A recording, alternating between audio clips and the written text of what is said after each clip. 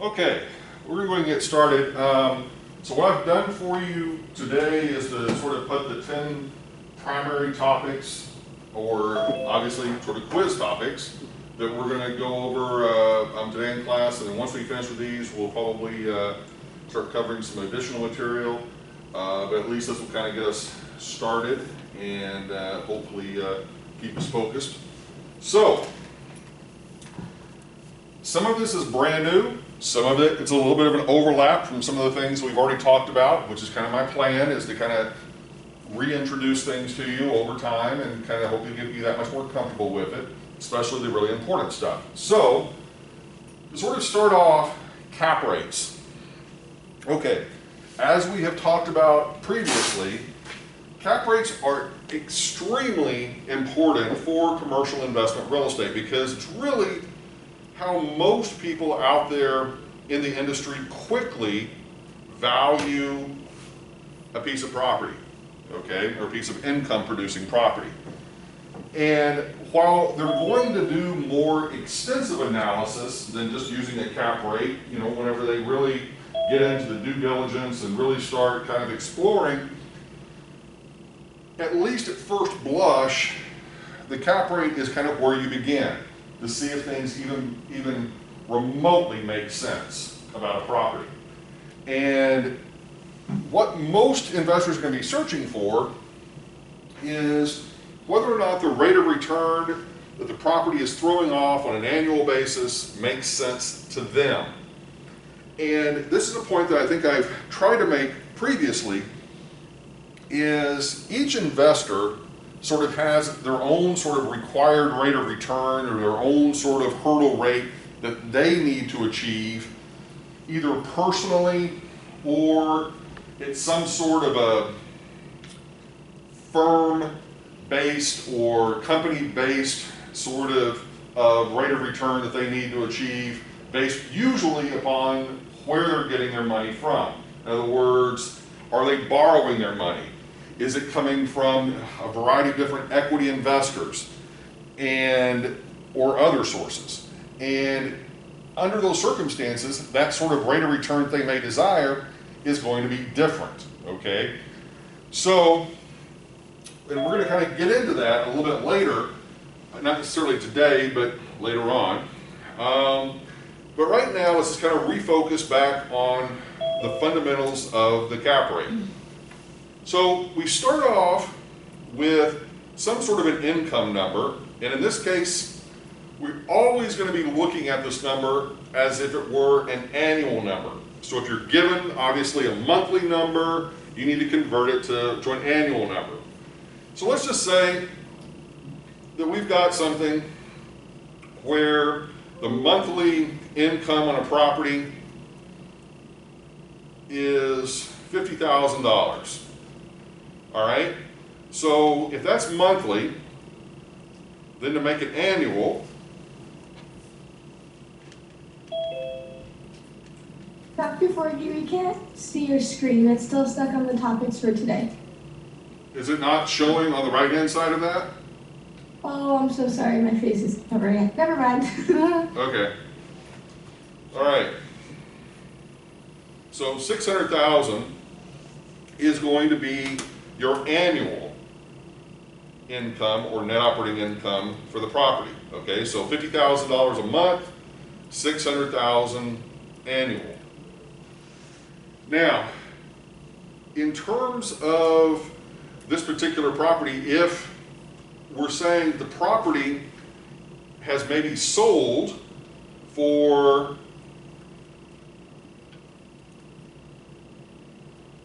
$8 million. All right, then calculate what the cap rate would be for this property.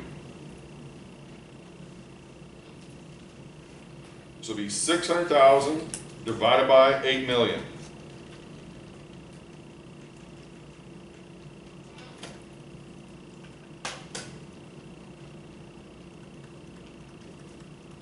7.5? Yep. Or 7.5%. Now, one thing, obviously, I think, you guys have got the hang of it for the most part, and obviously if you don't, I still can kind of go back in and double check and correct.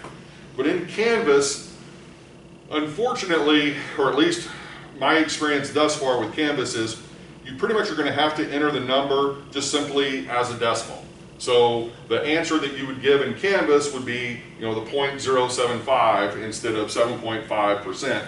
Now it may, if you were to put in 7.5%, it might convert it over, it might not, but just to be safe, just put it in as the decimal, okay? Everybody cool with that? Yeah. Okay, now, so once again, what is this actually telling us, the 7.5%? What does that number mean to us? I mean, obviously it's the cap rate, but what does it mean? What have I said the cap rate represents? It means that that property returns 7.5%. Okay, it's returning 7.5%, but it's also that rate of return that hopefully that's enough to bring in investors, okay?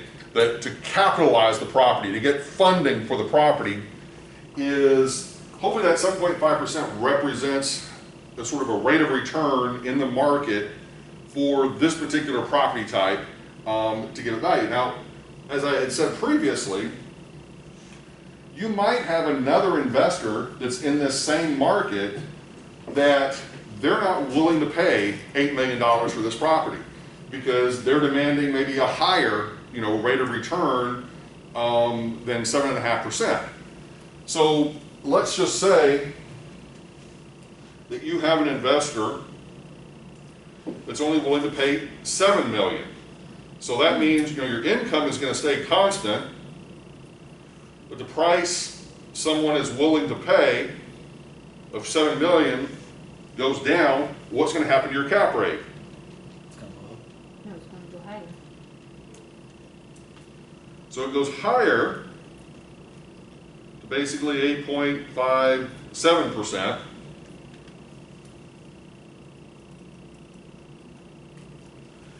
And what this is saying is that for this investor that's only willing to pay $7 million, they're going to get a higher rate of return off of this property than obviously the person that spent $8 million. Okay, it's a very basic, fundamental sort of relationship that as you, in essence, pay less for a property, assuming the income stays constant, your cap rate's going to go up, okay, or your return is going to go up.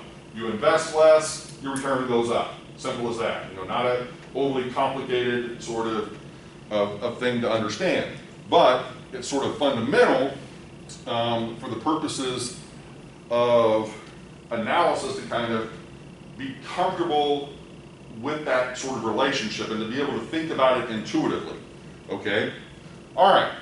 Moving on. Next topic. Stabilized net operating income. All right.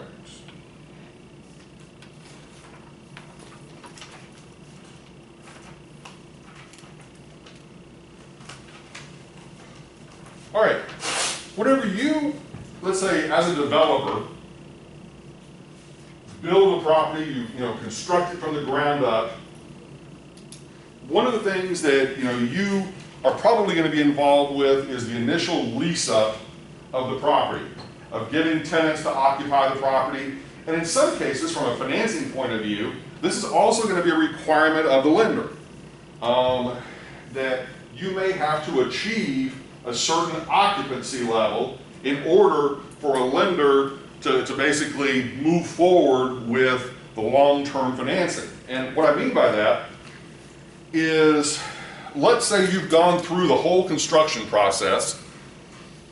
You obviously have a construction loan and a construction lender. And at some point, you're pretty much done with construction. But you have a permanent lender out here waiting in the wings, so to speak, waiting to fund your project whenever hopefully it's complete, okay? But one of the conditions that they're going to place on you in most cases, beyond just getting the physical project built and completed, is usually some sort of a lease-up requirement. And so what they may say is that this permanent lender requires you to be 70%, 75% pre-leased before they will issue sort of the takeout commitment. And what that means, if you look up that word or words, takeout commitment, that is in essence what the permanent lender is doing to the construction lender. They're taking them out of the game. They're replacing the construction loan with the permanent loan. And so this whole thing of the permanent lender requiring a certain occupancy or a certain lease up is pretty normal, okay? And so this is one way that the permanent lender kind of protects themselves so that they don't end up, in essence, taking out the construction lender and replacing with the permanent loan with an empty building, okay?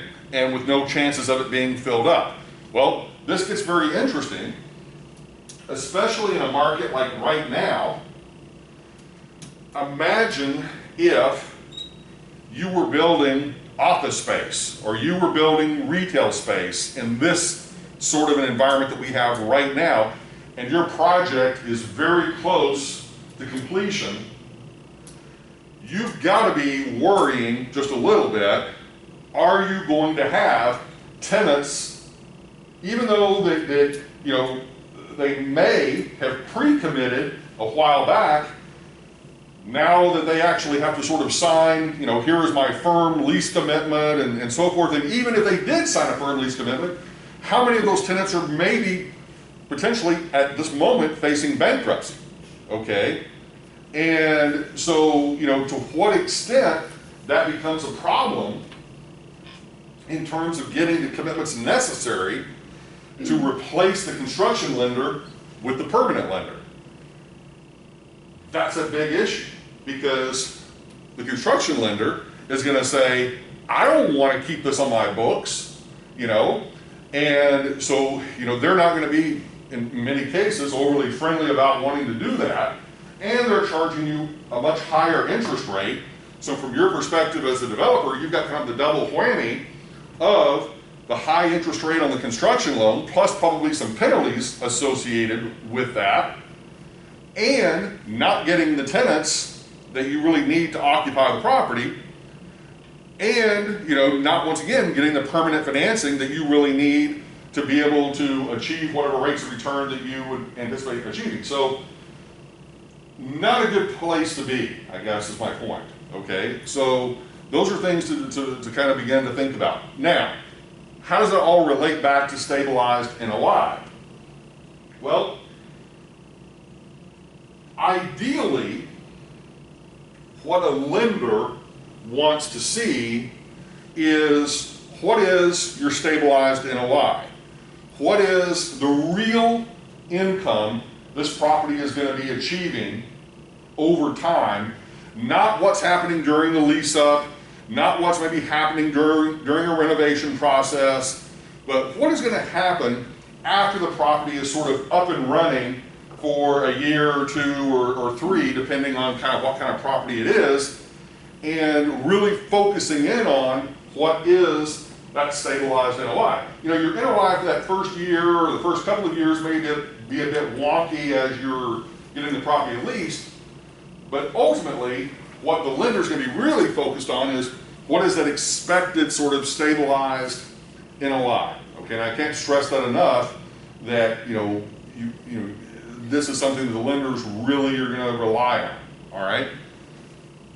Now, but how can you have that stabilized NOI just after the construction? well, okay, what they're going to be looking at is how realistic it appears to be in the future that you're going to achieve some, a certain level of stabilized NOI.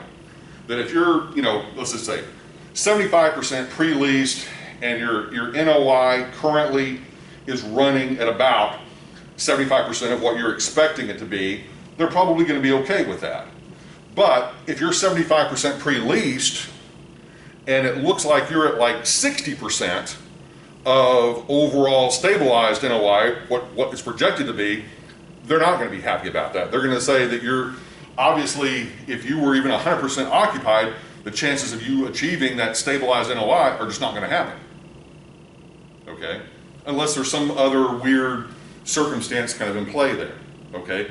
Like, for example, you pre-leased all, if it's like a retail tenant, you've pre-leased all of the big mega spaces within the shopping center. But what you've left to the very end are all the small spaces.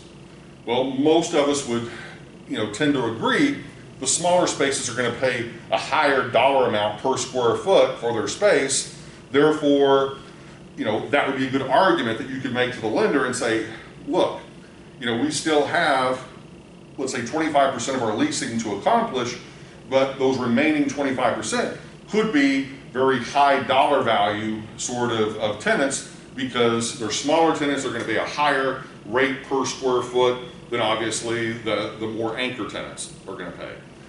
But if it's like a normal sort of like an apartment community or office space where there may or may not necessarily be premium sort of rental income, then if the percentages are off, they're probably not going to be overly thrilled about that. To answer your question? Yeah, thank you. Okay. So, in this case, let's say that we've got a property and the dollar amount of the property is, I don't know, $5 million. We've acquired it for $5 million. And we want, let's say, a 8% sort of cap rate or rate of return. What would our stabilized NOI need to be?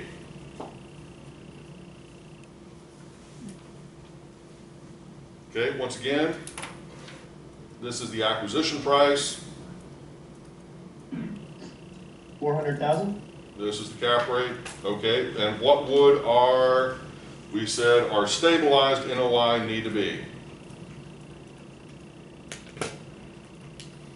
So it's pretty much just going to be taking your acquisition price or the value of the property, multiplying it by the cap rate, and as someone just said, 400,000 would be the required sort of stabilized NOI. Now, the calculation, obviously, very simple calculation, or at least all, that explanation kind of comes down to a very simple calculation, but what's behind this is what's important, because if we've acquired this property for $5 million and this is our required rate of return of 8%, then, we're saying, okay, yeah, we've got to get a stabilized NOI of 400,000, then we would begin to kind of back into, well, what does that really translate into in terms of rent rates and occupancy levels for this particular property, okay? And so another way that we could sort of view this, if our NOI was 400,000, and if you remember, PGI minus vacancies and collection losses plus other income gives us effective gross income, and then from effective gross income we subtract out total operating expenses, and that gives us basically NOI. Okay, everybody remember that? So in essence, if we were to kind of work backwards from this, and we sort of say that our operating expenses are 30% of effective gross income, then what would that mean? These just, once again, just want you to kind of work through this in your head as we're working backwards. If operating expenses are 30% of effective gross income, then what does that mean your net operating income is of effective gross income? 70%? Yes, 70%, because obviously, way to sort of look at this, if this were 100% over here, and this is 30%, then this would be 70%. So what you can do is just simply take the 400,000 divided by 0.7, and then that's going to give you your EGI of 571, 428, let's say 57. Now if we want to go ahead and fill in the operating expenses, well obviously we can just multiply that by 0.3.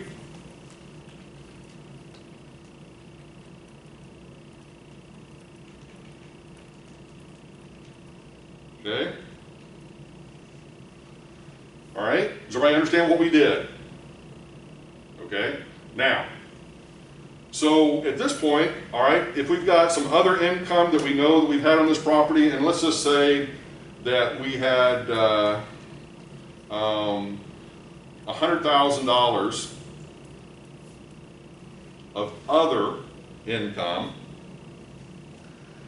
and let's just say we had no, just keep it simple for the moment, we had no vacancy and collection losses, all right, then what would that mean that our PGI would be? 471,000? Okay, because you're basically working backwards, so you'd be subtracting out the 100,000 of other income to get your PGI of 471, 428, 57. Does that make sense, what we did? Okay, now, let's just say, once again, I'm just kind of making these numbers as we, up as we go along, but let's just say that our property has 10,000 square feet of leasable area.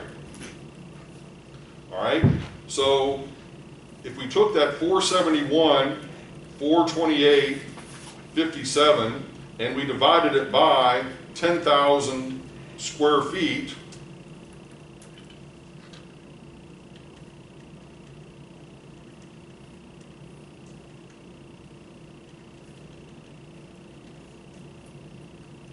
that would mean a lease rate of $47.14 per square foot per year that we would need to achieve. Okay, does that make sense? Now, the beauty of this is now we can kind of begin to sort of, do some sort of basic financial analysis and sort of say, and market analysis and sort of say, all right, if in the market right now for this particular property type, the market rental rate is $50 a square foot per year. Okay, then what does that say about our property? That we're good. That we're good. Because we only need to get $47 a square foot.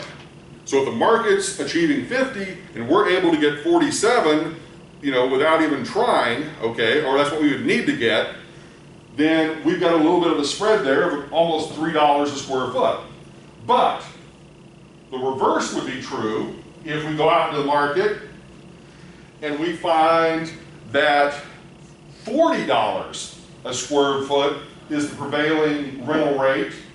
Then we would look at our project and say, well, if the market will only support $40 a square foot and we need to get $47 a square foot, then our project doesn't make sense. Okay? And once again, we're going to be ramping up the complexity of this as we continue, but right now, just kind of fold that into the back of your mind. Okay? Questions? All right. Moving forward. Okay.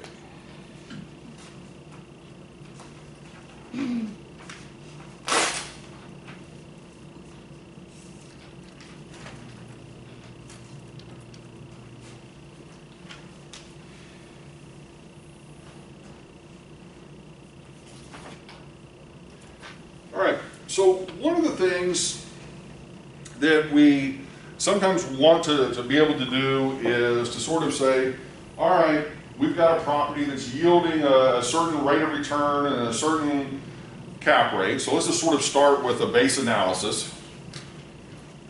And we say, we've got this property, it's valued, let's say, at $500,000.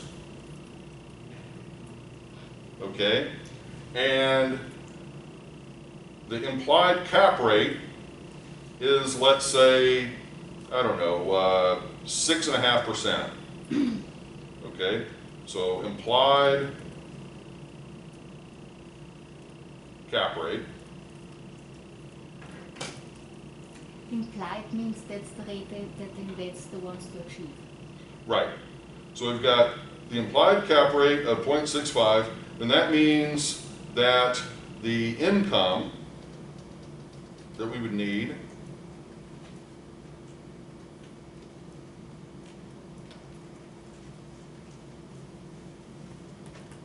so 500,000 times 0.065%. Oops. 32,000. Right number. 32,500 is going to be the annual net operating income that this property would generate. But what if we have a situation of where that this property, in order to potentially replace it,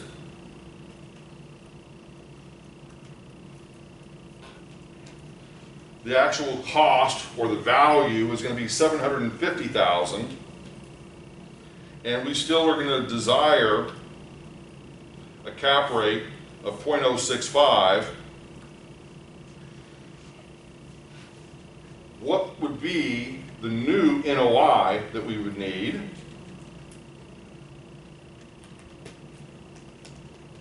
So we start with that, 48,750. All right, so we have a property originally sort of valued at 500,000, and then we're saying now, in order to sort of replace this property in the market or to have a substitute property in the market, the cost would be basically 750,000. So you're saying, okay, why the difference? Once again, maybe time has elapsed. Maybe, once again, construction costs have changed. Once again, you may have a situation of land costs have changed.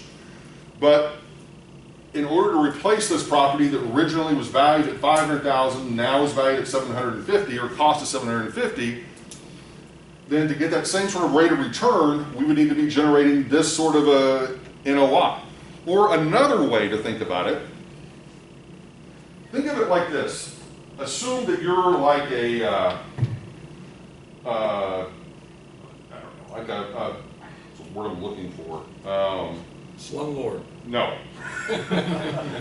Assume that you are a small retailer, okay, and you have multiple locations, that you're like a franchise, I guess is what I'm trying to think of. And so you're like a small franchise, I don't know, coffee shop, donut shop, whatever, all right? And you have been able to maybe build those, and the overall cost was 500,000. But maybe over time, you've entered into new markets that are more expensive markets, possibly, but yet you still want to maintain the same overall rate of return on whatever it is that you're doing. You know, in other words, you go from a less expensive market to a more expensive market, or there's a lot of different scenarios where this can apply. All I'm trying to do is give you a couple of examples, but the idea of replacing this original asset with a new one, all you're going to do is to maintain the rate of return. Now over here, we see what the dollar amount is for the required NOI that we would need off of the property in both instances. And if we were to just simply look at the difference between these two, that's $16,250 of NOI or additional NOI that we would need. Okay, does everybody understand that? Okay. Now, another thing that we might want to do in terms of a basic analysis on this is what is the percentage change that we would need? In other words, how much would we need to increase our income to achieve this sort of rate of return? So in other words, we're going to be looking at what is the difference between the original NOI and then kind of the replacement NOI. And so look at what the percentage change is going to be there. Okay, so to do that, what you can simply do is take the 48,750 divided by 32,500, and you're going to get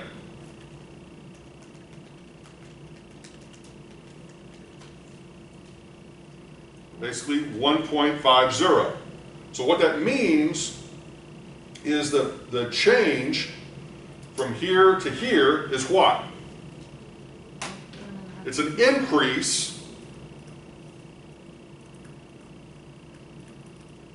of 50%. Does that make sense? But in other words, we would need to increase our NOI by 50%. Now, you can also, because the cap rate in both of these instances is the same, because we're desiring the same rate of return, you can actually do the same thing with these numbers and just simply take 750,000 divided by 500,000, and you're going to get the same answer, 1.50, which obviously, once again, would be a 50% increase in the value of the property. Now, what can make this a little bit more complex is, well, what if your implied cap rate or your required rate of return were to change? Then, once again, that would influence, what your answer is going to be. But at the end of the day, all you're really doing is just calculating kind of what would the change be, either in dollars or in percentage. Okay. Now, the thing that you've got to remember in terms of this percentage calculation is, while you see it as 1.50 or 150%, what we're really going to be more than likely asking for is just simply what is the percentage difference between these two, and the difference would be an increase of 50%. Okay? Make sense? Okay. Moving forward. Now, part of what we're doing here with these little calculations is sort of building up to things that are going to be a little bit more complex, but once again, fundamentally kind of getting things solidified in your mind. All right? So, next thing, risk premium. We talked a little bit about this previously. Talk a little bit more about it.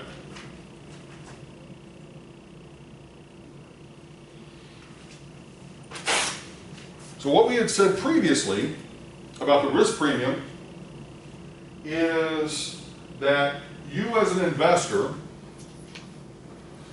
may have a different sort of risk premium than another investor based upon your familiarity with a particular location or a particular asset class or a particular type of construction or a particular neighborhood or a particular whatever it is that may influence what your risk premium is, okay? But for the purposes of kind of what we're sort of dealing with is whenever we think about sort of the cap rate,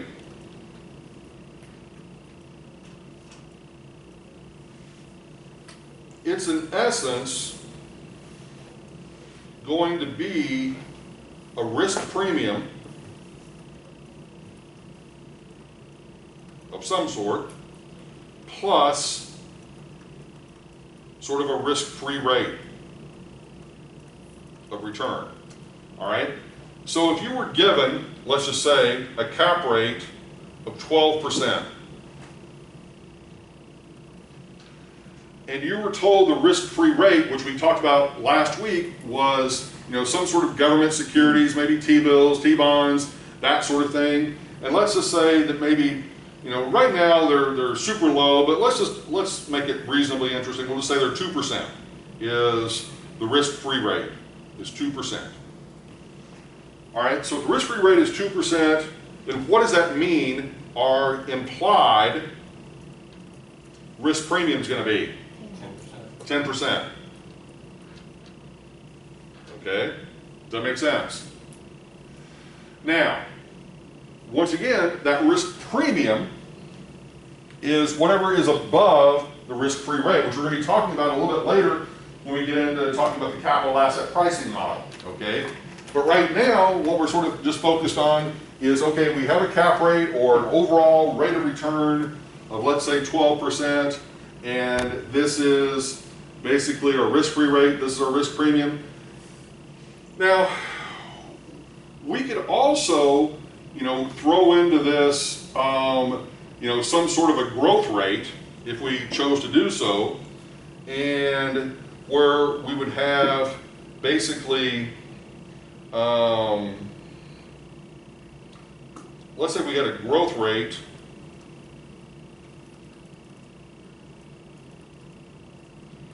equal to 3%, okay?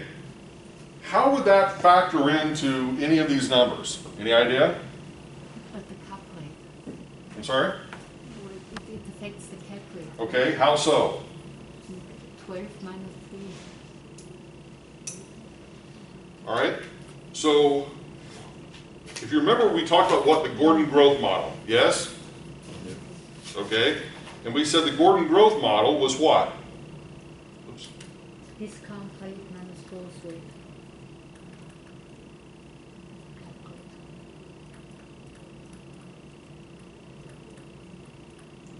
Okay, so in this case, the discount rate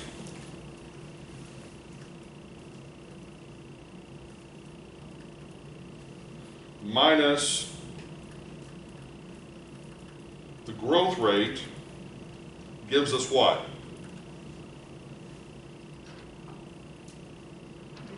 It's the cap rate. Gives us the cap rate.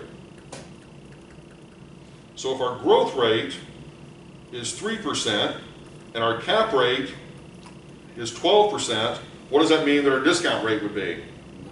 Oops. No, not 9. Oh, you changed it. Discount rate minus growth rate is what? Oh, minus 115. 15. So a 15% discount rate minus a growth rate of 3% gives us basically a cap rate of 12%, okay? So, but sometimes what can happen is that the cap rate can be used interchangeably with the discount rate, assuming then there is what? No growth. Okay? How does inflation factor into that cap rate? Well, inflation is going to be embedded within the risk-free rate, is the assumption. Because within the risk-free rate, that's the rate that you're getting basically from the federal government for pretty much parking your money for, however long of a period of time, okay? And so that is usually going to be referred to as our risk-free rate. Now, right now, that rate is ridiculously low, probably even lower than 2%, but in normal times, that rate would probably be closer to 3 or 4 or 5%, okay? But, we have had unprecedentedly cheap money for the past several years, and that has basically driven down the risk-free rate, but it's also driven down the overall rate of return that you need for real estate. And one of the very fundamental relationships with value of real estate and interest rates as a whole is, as interest rates go down or are low, real estate values go up, okay? So what does that mean? The converse of that.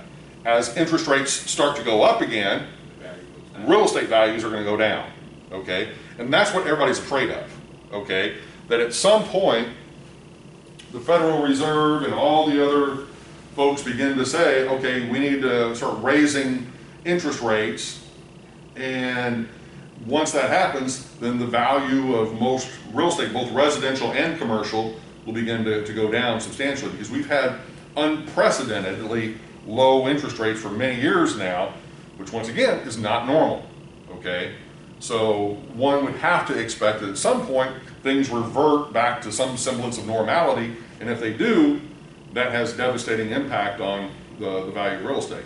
So let me ask you, if the risk-free rate based on, let's say, a T-bill is 2%, but if true inflation is higher, 3 or 4%, should we use the inflation rate as the? See, and that's an excellent question.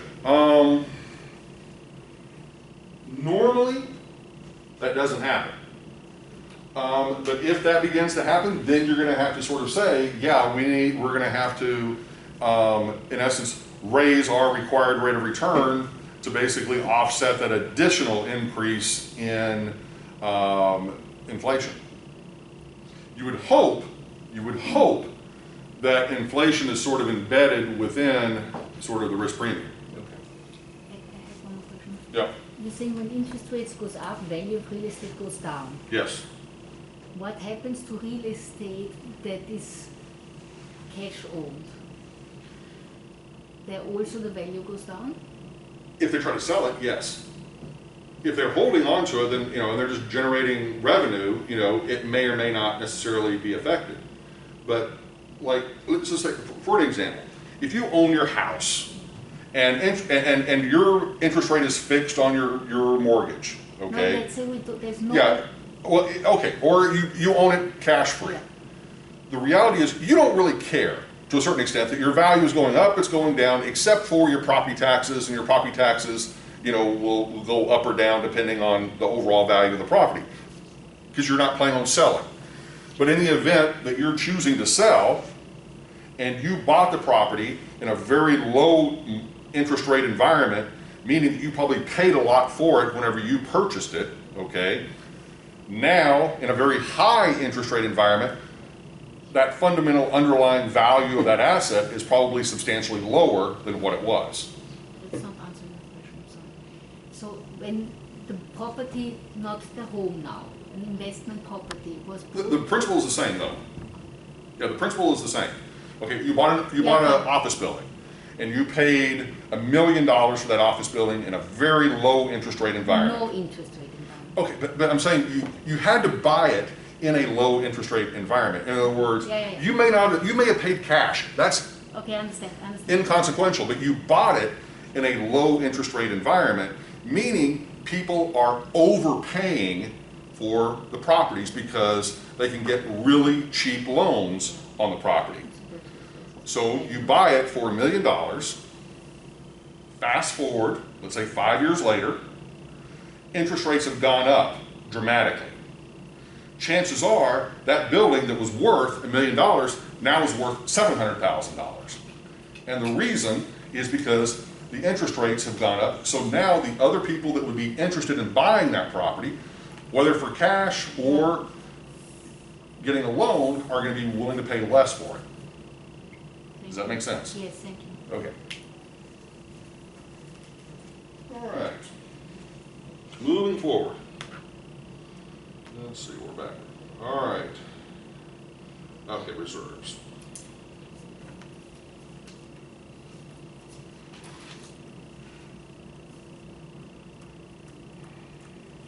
All right, one of the things that a commercial lender in a lot of cases will require for you as a purchaser of commercial real estate, whenever you get the loan with them, is that in addition to the mortgage payment that you will owe them each and every month, they will typically ask for some sort of a set aside or some sort of a reserve account to where you will place additional money into at their bank. And you're saying, what? Why would we have to do that? Well, it's what's called sort of a reserve for replacement, so that you place this extra, however many dollars in this account, and the sole purpose of this is to pay for things that are going to pop up along the way as you own this property, okay? So let's just hypothetically say it's an apartment complex, okay? You've bought a, I don't know, 10-unit apartment complex, and you got your mortgage loan, and then the lender says to you, hey, in addition to whatever your mortgage payment is, we want you to set aside, I don't know, an extra $100 a month per unit, in this complex as a reserve for replacement. Well, if you think about that, just kind of simple numbers, I said 10 units, $100 a month. So that's obviously $1,000 a month for 10 units.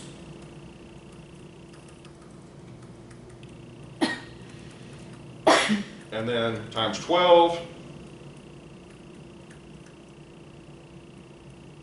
So $12,000 a year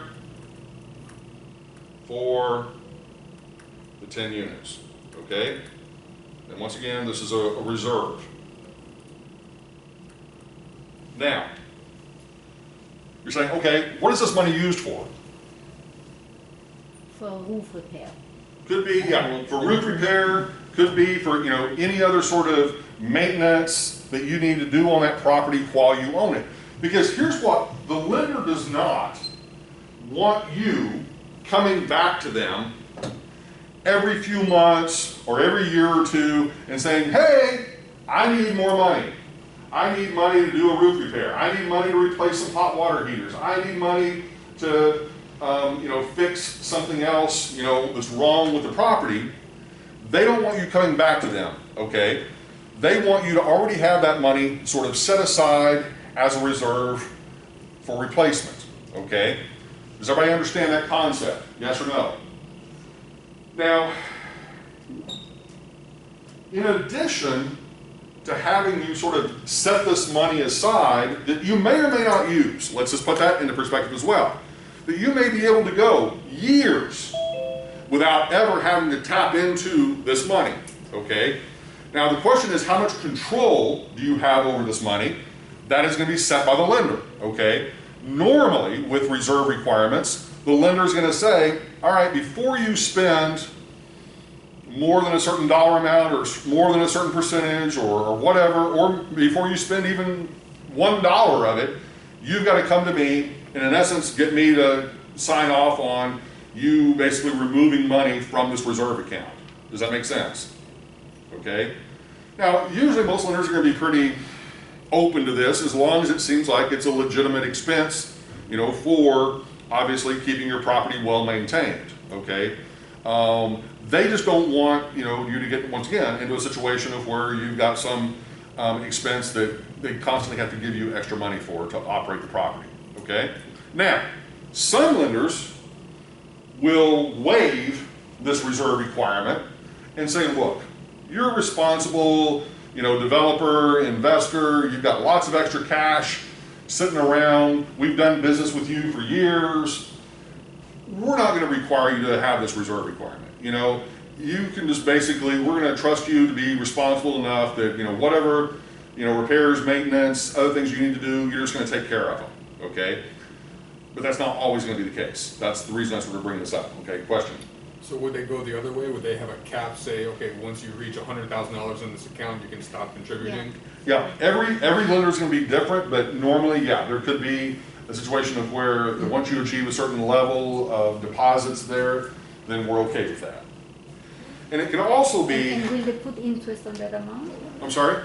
Will that generate interest because the lender wants... Normally, it should generate some sort of form of interest. Lenders in the past have tried to avoid, in some cases, meaning back, many years ago, tried to avoid paying any sort of interest on it. But usually the interest associated with it is going to be so ridiculously minimal, it's almost not even worth getting yourself worked up about it. Yep. What sets the reserve amount? Like what is? Well, once again, every lender is going to be a little bit different, but they're going to maybe say for this particular property type, we're going to say it should maybe 3% of gross income or 10% of gross income, and that's going to be based usually on maybe their experience or just to a certain extent. This also one of the things I know that I have said is think of every lender as a retailer, okay? Each one's offering a different deal, all right? So assume we've got, 5 of you here in this room, each of you is a different lender. I go to you, you say, no reserve requirements, okay?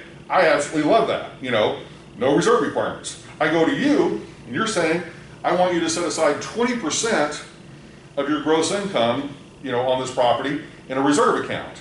I'm not gonna like you as much because that's, obviously more money I've got to deposit. But we kind of go back to him, he doesn't require a reserve requirement, but the trade-off is he charges you a higher interest rate. You, by having the reserve requirement, give me a lower interest rate, so I'm back to liking you more. You follow my point?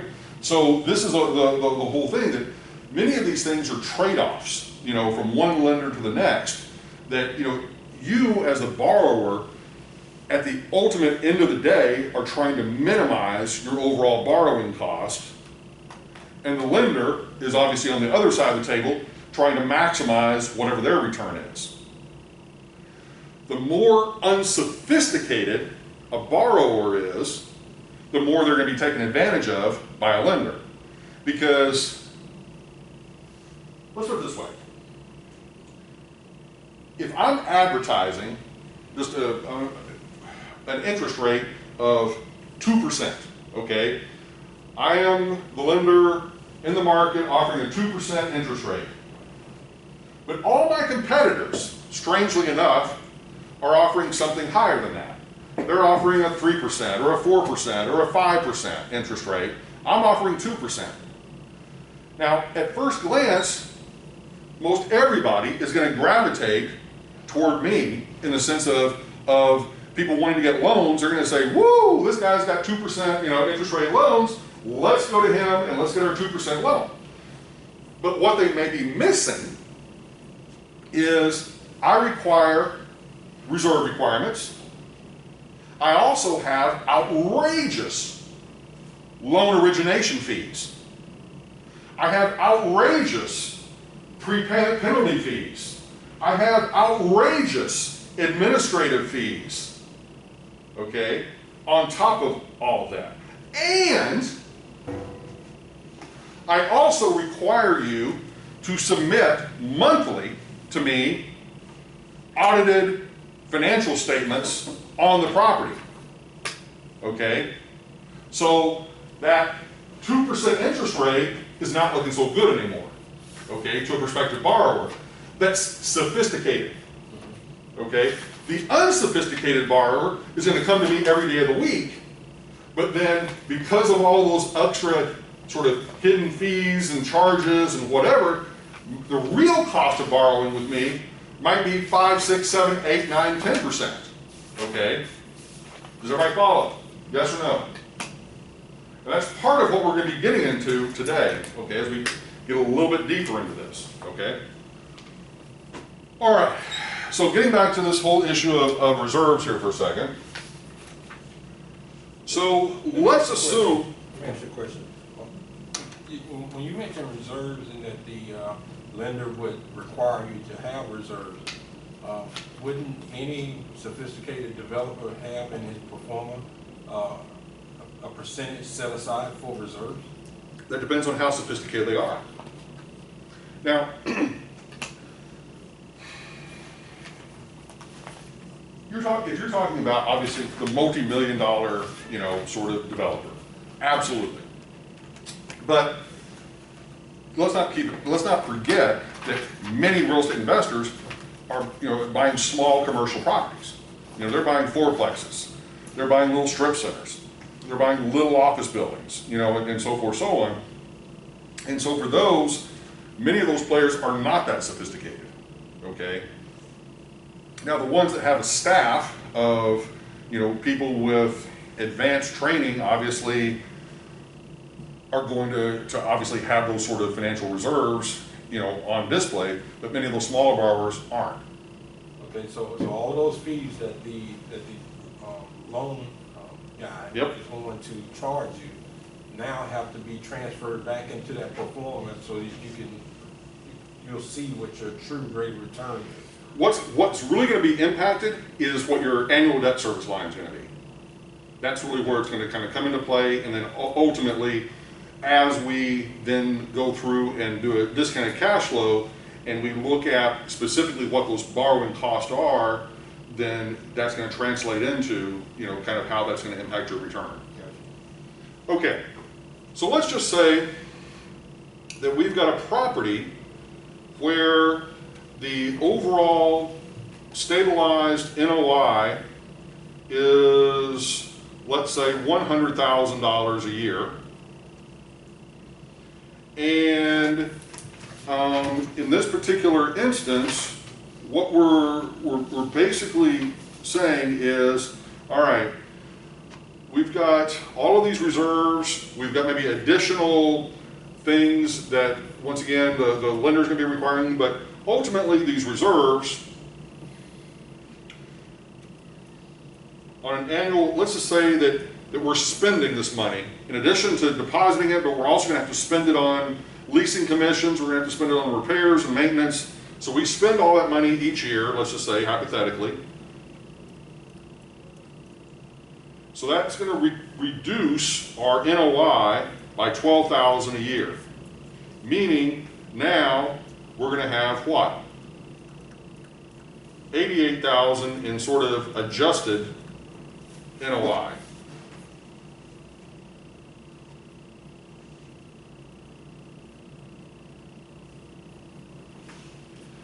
Now, let's say that the property is going to sell for, let's just say sale price, of, let's say $950,000. Okay, now using the normal sort of cap rate based on the NOI of $100,000, what would be our normal sort of implied cap rate?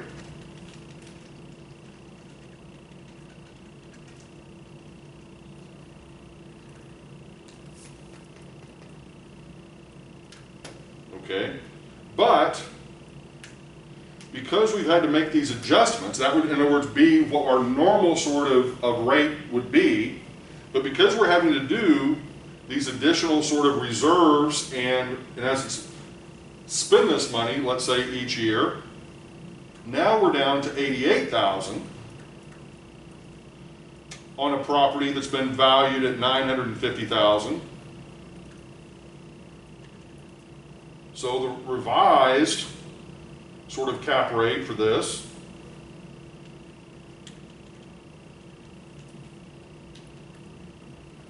would be 0.0926 or 9.26%.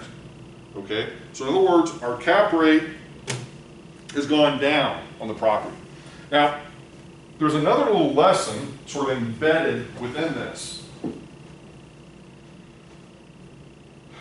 A lot of property owners will purposely try to defer as many capital expenditures or as many sort of reserve payments as possible because they want you, as the purchaser of the property, to be looking at this number, to be looking at the $100,000 of NOI, not sort of the adjusted NOI, because when you look at this number, the cap rate associated with the property is substantially lower because, and this number is more real, okay?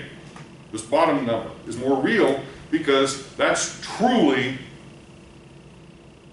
what you're getting, okay? Now, you're saying, well, what's the difference? I'm confused. All right. Keep in mind that these reserves are not normally going to be repetitive, although they can be. Normally, these are going to be kind of one-time capital expenditures, meaning that you're going to be replacing something, okay? And so it's not like routine maintenance, I guess is what I'm getting at, all right? So that's why we typically sort of treat it differently in terms of kind of when we do a lot of our cash flow statements, we kind of almost ignore many times these reserves and how these reserves get spent, and just focus on the normal sort of operating cash flow, okay? So just pointing that out, okay? All right, moving forward.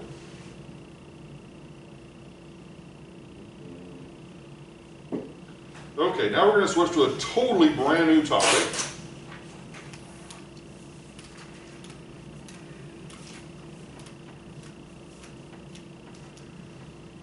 All right, commercial mortgage-backed securities. I spelled it out previously.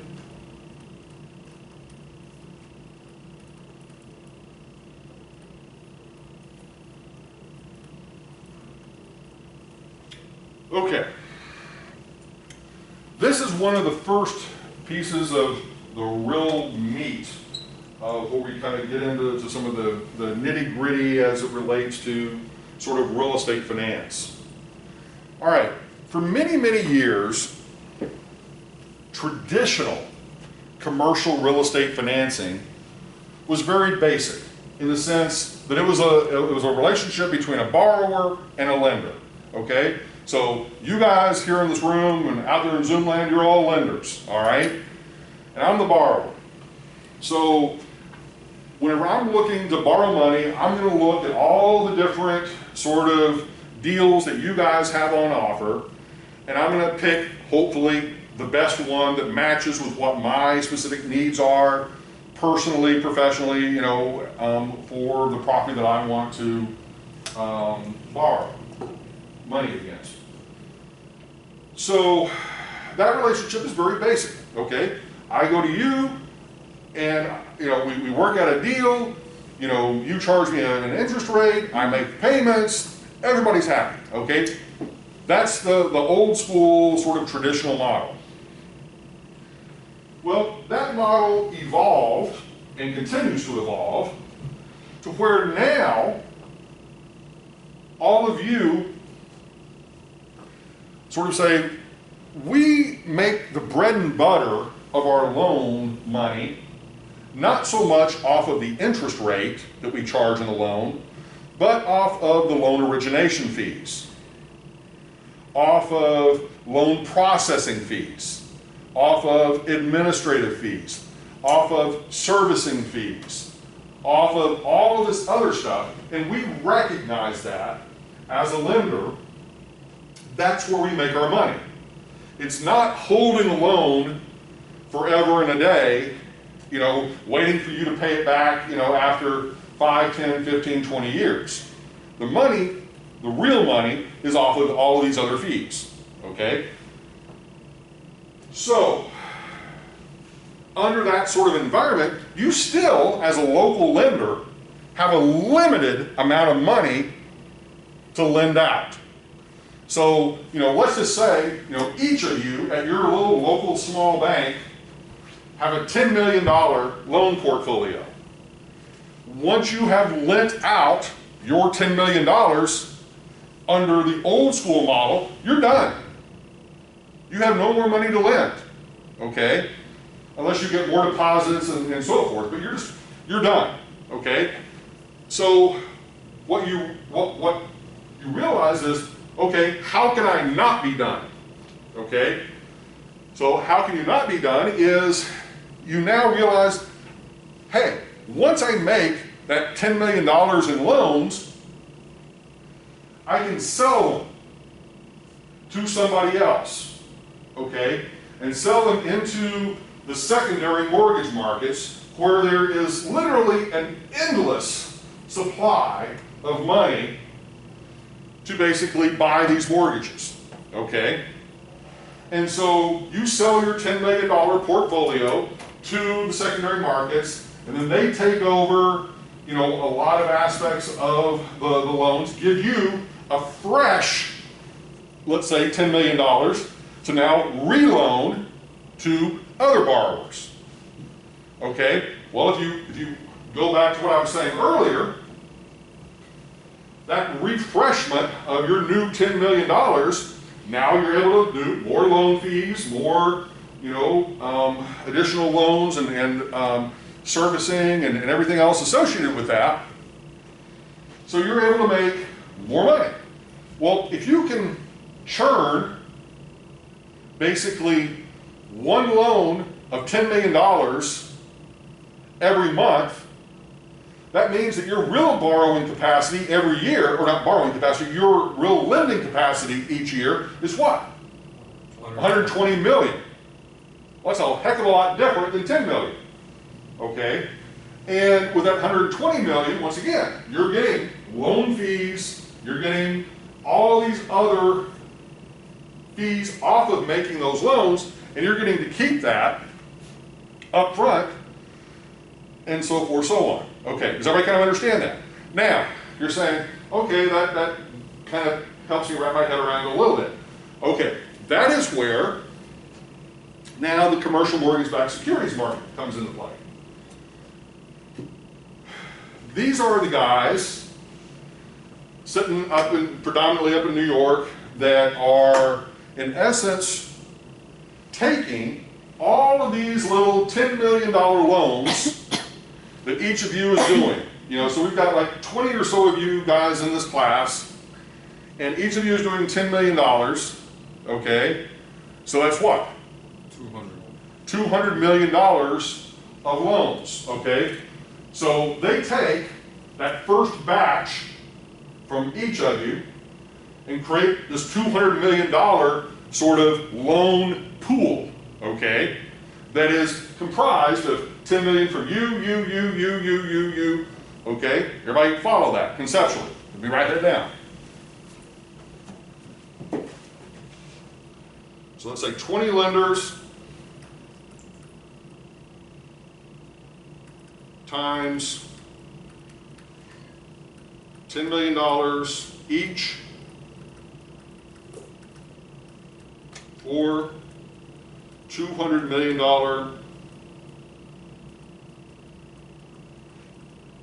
loan pool. Now, it's kind of interesting, the word choice, loan pool, okay? What is a pool? A body of water, okay? But obviously in this case, you put it in the context of your backyard pool, okay? Well, if you think of it like this, basically you're pouring buckets of money into this pool, okay? And you're filling it up, all right? And so the pool ends up with $200 million in it, all right? Now, this is the part where it starts to get interesting. You issue, you're the guys that put this together, you've assimilated this $200 million loan pool, okay? But now, in order to have gotten that money, you have been issuing what are called commercial mortgage-backed securities, which are in essence, basically, you're getting money from investors. And one of the primary sources of this investment capital is coming from retirement funds, okay? And a lot of retirement money. That's where you heard me say a virtually unlimited supply of capital.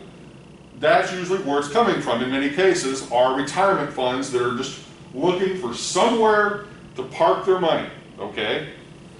Because they're getting all this 401k money, all this, all these pension funds and everything else, they need to park the money somewhere. All right. So what ends up happening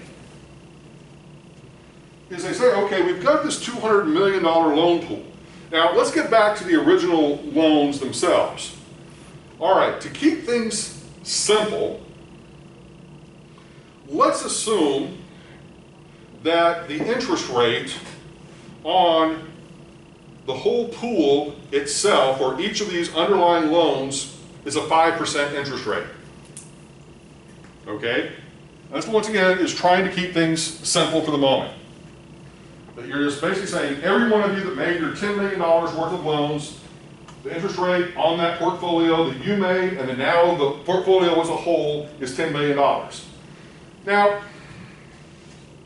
as the folks that put together the loan pool, you may have had to slice off a little bit of the return to give back to the original lenders, a little bit of something, something for them to be happy. But most of the time, they're just simply happy to be taken out of the deal in the sense of they've made a bunch of money on the loan origination and the loan processing and that sort of thing. So for the most part, they're just happy to almost get a fresh $10 million to loan out again, okay? Now, usually there's going to be some fees and whatever involved, but we're going to kind of ignore that for the moment, all right? Now, so let's just kind of do some basic math, okay? So let's say that we've got here, this is, well, we're going to kind of make the assumption for the moment this is interest only. Once again, we're trying to simplify before we get complex. So $10 million times 5% would basically be $500,000 annual in interest, okay, per $10 million sort of loan. Now over here on our pool of $200 million,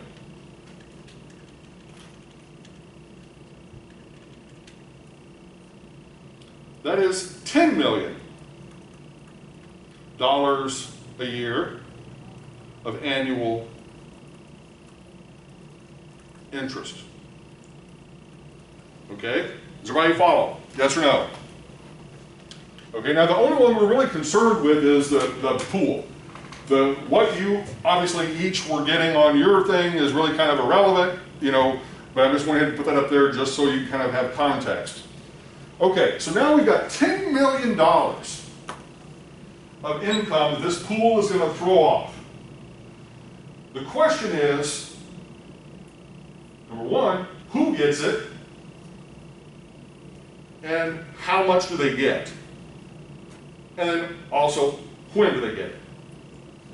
All right, so let's just sort of say, all right, so what we're going to do is we're going to create 3 groups or 3 tranches. You notice all of this has a water theme. There's a reason for that. Pools, now tranches. What are tranches? Basically kind of a French word for a trench, okay? Or basically, you know, what water would flow through, okay? But if you were to release the water from the pool, it goes and it flows into the trenches, okay? Or tranches. Now, what is a tranche?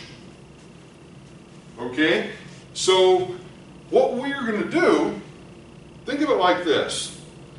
Here is the pool. Okay, this is the overall pool. As we release water from that pool into the tranches, we are going to have, let's say, tranche A, tranche B, tranche C. Okay, now if we have it set up this way, you know, and assuming, once again, everything is level, everything is equal, then all 3 tranches are going to perform or end up with the same amount of water. Yes? Okay? Ultimately, they're going to end up with the same amount of water. Now, you know, B may fill up a little bit quicker, but the point being is, you know, ultimately they're going to end up with the same amount of water. Now, let's begin to look at this a little bit differently. Instead of looking at it kind of like this, let's look at it as any of you that have been to a wedding, okay, one of the things that many times they will do at a wedding is they'll set up a bunch of champagne glasses in a pyramid, okay? You know, where you'll have, let's say, the champagne glass up here. Of course, my drawing skills, this is why I never became an artist. But in essence, you've got basically, whoops, once again, I can't even draw a champagne glass. Okay, and then we've got another one down here.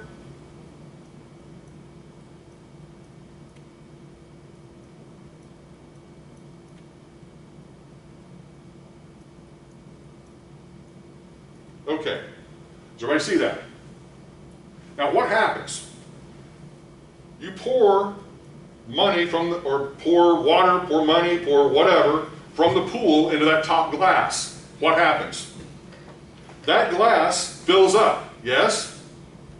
Then once it's filled, it spills over into the next glass. Once that spills over, it spills over into the bottom glass. Now, hopefully you've measured it out apportionately and you don't have any extra, and the bottom glasses are perfectly full and the others are full as well. Does everybody follow? Yes? Okay, think of this as tranche A. Think of this as tranche B. Think of this as tranche C. Now, if you're the owner of tranche A, what are the characteristics of tranche A? You're in essence getting paid first, or you're getting filled up first. Yes? Does everybody follow the logic? Yes. Tranche B, on the other hand, you're getting filled up next after A has been satisfied. Tranche C, you're getting the most. Because if you sort of think about almost like this could be three different people, okay? Who would you most want to be? See? C, because you're getting the most, okay? But what happens if there's not enough liquid or enough money in the pool? Once again, liquidity is a term we also use with money. That we also, once again, liquid, once again, we're dealing with water, same concept. And I was gonna say the time value of money, wouldn't you want your money sooner rather than later? Yes. But more specifically, let's say that the pool only has enough to fill up A and B, and there's nothing left for C. Okay? A and B both got their money, they're happy, but C is sort of left out in the cold with nothing.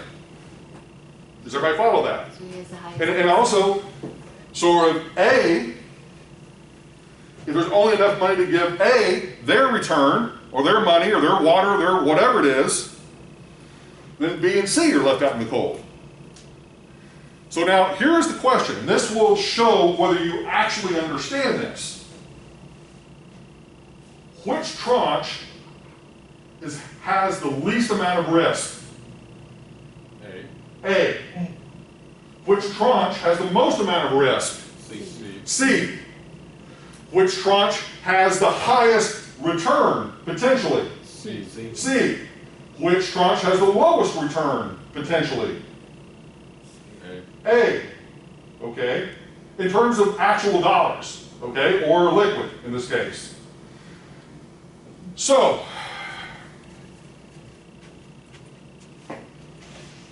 now, getting back to our little 5% kind of rate of return. All right? So what we could say is we could give tranche B a 5% rate of return. We might be able to give tranche A, I'm just going to pull a number out of the air, 2%. But our overall tranche is going to be 5%. So what return can we basically give C? Well, before you answer, you can't really answer unless you make the assumption that all three tranches are equal. Okay? So what if we sort of say that tranche A represents 10% of the pool, tranche B represents 60% of the pool, and then that would leave how much for tranche C?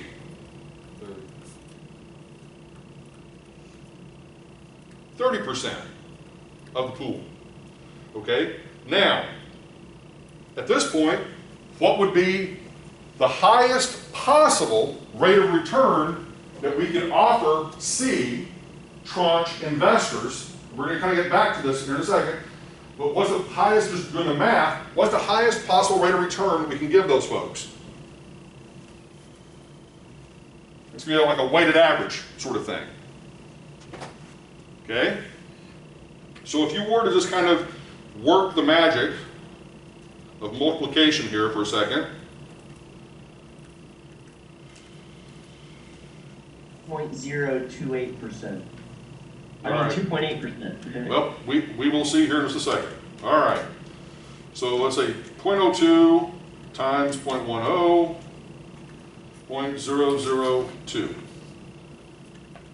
0.05 times 0.6, 0.030. Okay? And then down here,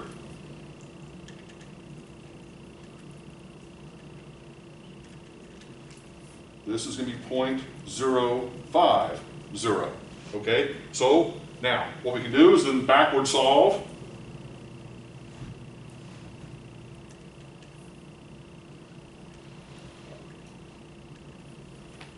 And we get 0.018.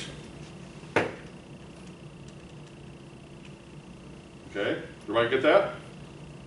Now, we take that 0.018 and we divide by 30%, and what we end up with is basically 0.06 or 6%. Okay, does everybody see that?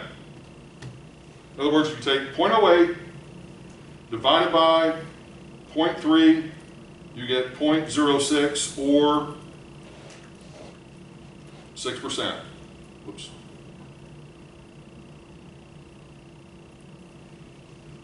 Okay? So, here's the interesting thing. That, once again, those of you that are really letting this sink in and you're really thinking about it, what are we doing? We have created 3 different commercial mortgage-backed security tranches or investment opportunities for 3 different profiles of investors. One is tranche A, which we said, low risk, but also low return. But they're guaranteed they're going to get their 2% rate of return off of the pool. Okay, each and every month, each and every year. Okay, the tranche B folks, which make up the majority, they're going to get the same amount as the overall pool, 60% of the pool, but the folks that potentially have the chance to make a little bit more than the normal return, in this case, I didn't overly inflate it, but it's very easy to manipulate this to where you could give tranche C a massive return, okay? And that's in some cases what actually happens in practice, or has happened in practice. But in this case, assuming everybody pays on time, they're going to walk away with a 6% rate of return. Okay? Does that make sense, everybody? Yes or no? Okay? Now, if I ask some basic questions, I'm just, once again, just make sure that you're following this. Okay, what type of investors would probably be most apt to go after tranche A? What I just mentioned 5 minutes ago. What? Pension funds. Okay, pension funds are in most cases required by law, specifically ERISA, the Employment Retirement Income Security Act of like 1970 something, basically says that if you're a pension fund or retirement fund, that you are limited in what you can invest in. And specifically, what you are limited to invest in are kind of the equivalent, key word here, equivalent of risk-free securities. Okay? Now, let those brains start to ferment with this just for a second. All right? Because in essence, what we have done is we have taken and we've created this pool of loans that by themselves are not risk-free securities. This $200 million is not a risk-free security. But what we have said is because of the way we have restructured this debt, and by creating these individual tranches, we have in effect created a risk-free security posing as tranche A. Does that make sense? So, in essence, we have created a way, a path for retirement funds to invest in real estate that did not previously exist. Okay? That's huge. Okay? It's absolutely massive. And that is one of the major drivers behind why real estate has become even a more favored asset to invest in, is because of this ability now to get super duper cheap money from pension funds. Okay? So, the problem we had with this is back in the late 2000s, the folks that were putting these things together got really greedy, as bankers tend to do, okay? They got really greedy, and so they started shifting more and more of the assets up into the tranche A. Well, if you just automatically start switching, in other words, let's say you still have 3 tranches, but let's say you reconfigure this to where 80% of the pool is in tranche A. What is that doing? That's basically meaning you're putting a higher level of risk on tranche A where it's really not risk-free anymore. You follow me? Because we're saying that like 80% of the pool is in tranche A, and all of a sudden you have a bunch of defaults on mortgages. Tranche A's glass is not going to be filled full. And tranche B and C are not going to get anything. But now, if everybody pays on time, B and C make out like bandits. Because what's going to happen, think about it like this, because you have a perverse incentive as the creator of these things to put as much of the pool into tranche A as possible, because you're only going to pay them a 2% return. Okay? And then, so if we all of a sudden put 60, 70, 80% of the tranche in A, then that means the B and C returns are going to be outrageously high, potentially, assuming that once again, everybody pays on time, which just doesn't happen, okay? All right, questions, comments, observations? Dr. Ford, do you have a question? Yep. So like, let's say that I have like a residential mortgage loan of $100,000, just to simplify the example, and I go ahead and take it to like Fannie Mae or Freddie Mac, the secondary market. For that $100,000 loan, what exactly is what Freddie or Fannie paid back to me? What are they going to do? What, I'm sorry? Like, let's say that I like have a residential mortgage loan, Yep. right? And I go ahead and ultimately take it to the secondary market, whether Okay. it's Fannie or Freddie. For that $100,000 loan that was originated, how much does Fannie or Freddie pay to me? Do they pay me the $100,000 loans and I just made money off the origination and fees, or do they pay a premium over that $100,000? No, in actuality, they may pay even less than the $100,000, or they may just pay Okay. just the $100,000. It totally depends on the conditions of the market at that particular point in time. But at the end of the day, once again, you as the lender are really going to be making your money predominantly off of the loan fees and charges and other things, okay? Okay. I have a question. What is the characteristics of the CMBS? Are they typically insurance companies or? No, they are typically investment banks, like Goldman Sachs, type of players, or major banks that are putting these deals together. So they're accumulating all these loans and then ultimately packaging up into this sort of pool, and then selling off these individual securities that represent basically individual investors or groups of investors that are buying each of these individual tranches. So these are the guys that were born out of the turmoil back in, I get it now. Okay. All right, moving forward. Professor? Yep. Professor? I have a question. Yep. You circled the 6 at the bottom, but at the end, at the bottom, could you rewalk that, Pablo, real quick? Just walk it real quick, just explain it real quick. The bottom Okay, map. so basically all you're doing is you're saying, all right, what we're solving for is what the rate of return would be for tranche C, if we did not know that. Well, we go through all the math of, in essence, solving what we know, which is the relative returns for A and B. We know the overall pool, and so if we take, once again, the 5% for the overall pool, we subtract out the 0.03% for, or 0.03 for tranche B, we subtract out the 0.002 for tranche A, we are left with the 0.018. Then we know that represents 30% of the pool, so we simply divide the 0.018 by the 30%, then that is going to give us then the 6% for tranche C. But the confusing part for me is 2 plus 5 plus 6 is not equal 5%.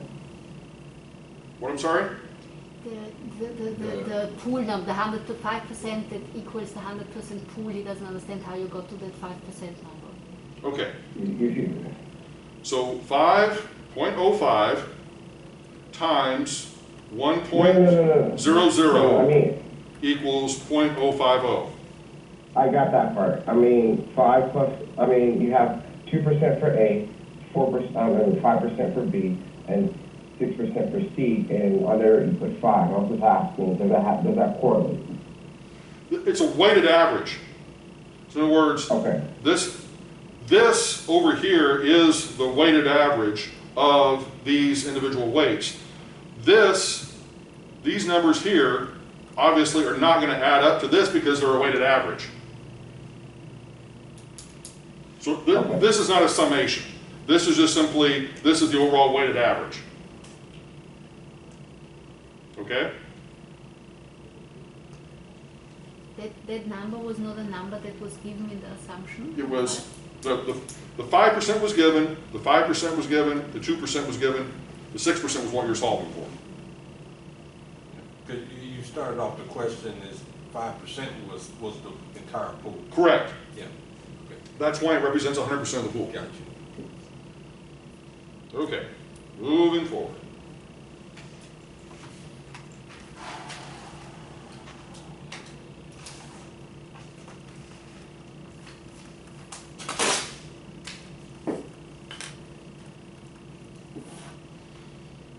Okay, so we're now down to topic number 7, so we've got basically 4 topics to go, and then we're done with what we need to do, at least for the lecture and the quiz. Okay, so last week, I introduced the concept of the adjustable rate mortgage.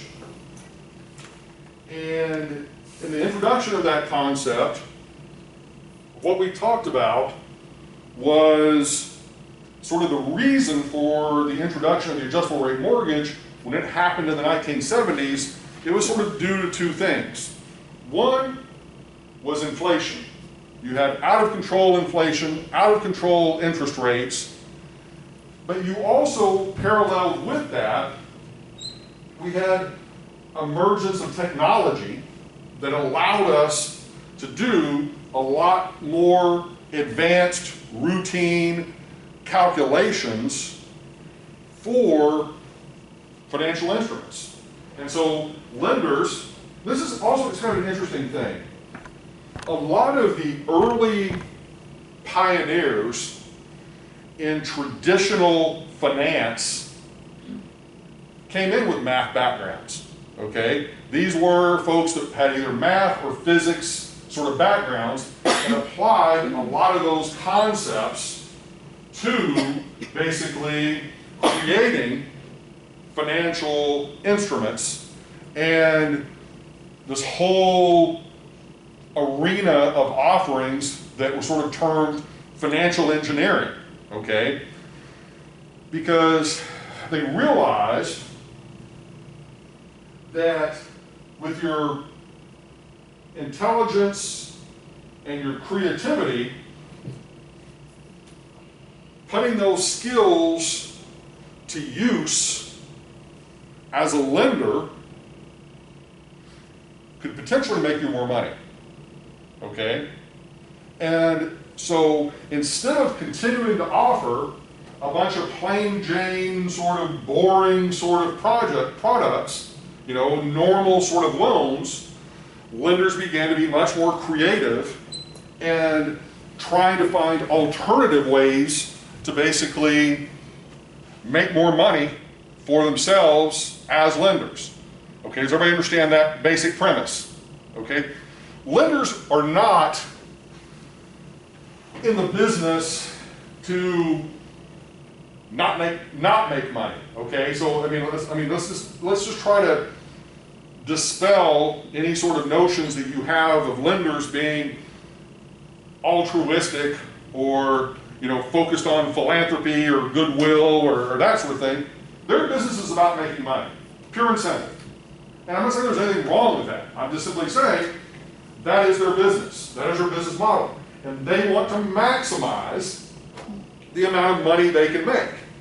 They're not necessarily trying to cheat somebody, but they are trying to maximize whatever their rate of return is on whatever the opportunity is. And virtually all businesses, to a certain extent, are guilty of this or are, you know, trying to do the same thing. I mean, fundamentally, just to give a very, very simple example, and I think you will instantly understand what I'm trying to say. Even if you go into a restaurant, all right? You go into a normal restaurant, you go in, you want the lunch special, okay? And the lunch special, I don't know, is $5.99. But yet, that's not where they make their money. They make their money off of the drinks. And I'm talking about alcoholic drinks. I'm talking about just off of sodas or iced tea, because what do? They charge you, what, like $2.95 or whatever for some colored water, okay, which costs them nothing, okay? I mean, literally pennies. But that's where they make their money, because what they're advertising, just like the lender, they're advertising the $5.99 lunch special, but yet you come in and you get a drink, or you get, you know, some dessert, or you get, you know, some appetizers, or whatever else. Next thing you know, your bill's $25, okay? So, with tip and everything else. Well, lenders are no different, is my point, okay? They're going to advertise the cheap, low interest rate to pull you in the door, and then it's not a bait and switch. That's not, you know, what I'm saying. They're simply saying, okay, all these extra things are going to tack on, and that's where we're going to make our money. Now we can, you know, once again, you guys come up with probably endless examples of where all different businesses do the exact same thing. Look at airlines. You know, you get a ticket on, let's say, Spirit Airlines, $100. But if you want to take bags on that trip, it's an extra $30 or an extra, you know, whatever. Same thing, same concept, okay? And that's where the real profits typically are made off of these extras. Okay. Just trying to set the stage. Now, for the adjustable rate mortgage, part of what you're doing here is you may be delaying your gratification, if you will, as a lender. You're sort of saying, all right, we're going to give this nice, low, introductory rate to all the borrowers out there. And the whole reason is to get them in the door as our customers. And we're going to lock them in to these loans, but what we're going to do is we're going to give them a really low introductory rate. So let's just say that we give them a low interest rate of 2%. So 2% introductory.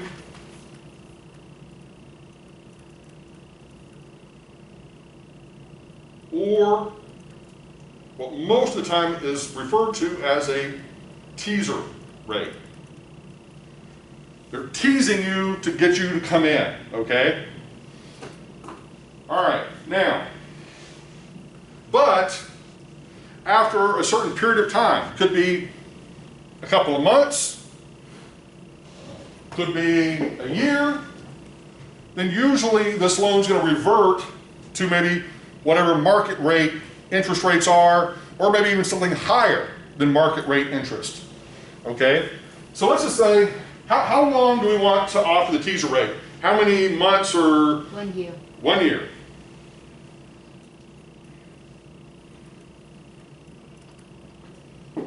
Okay, then from there, what's it going to revert back to? Let's just say, let's say we're going to make it revert to 6%.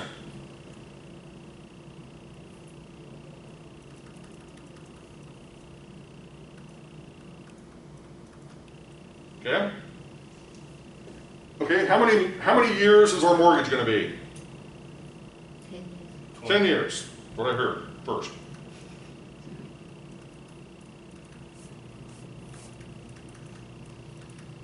Okay, what's the dollar amount of our mortgage? $1 million, what I'm hearing.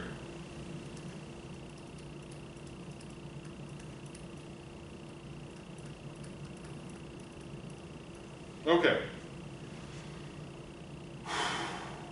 All right, so let's just sort of start off with kind of what we know. Oops. All right, so we're going to have 12 payments per year. And this is a $1 million loan.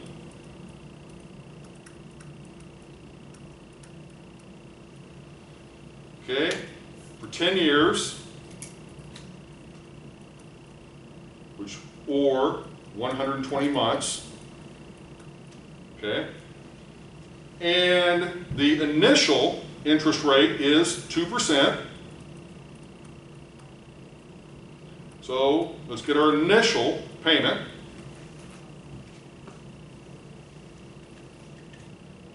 You would still use that term even though the 2% is for 1 year? Yep, Okay. and I'll explain why.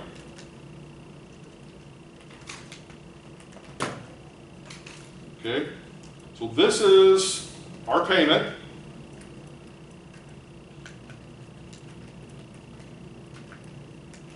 Okay, for 1 year or 12 months. Okay, is everybody with me so far? Okay, so there's nothing new, nothing fancy that we've done up to this point. That's just normal, you know, everything we've done 1,000 times over now. Okay.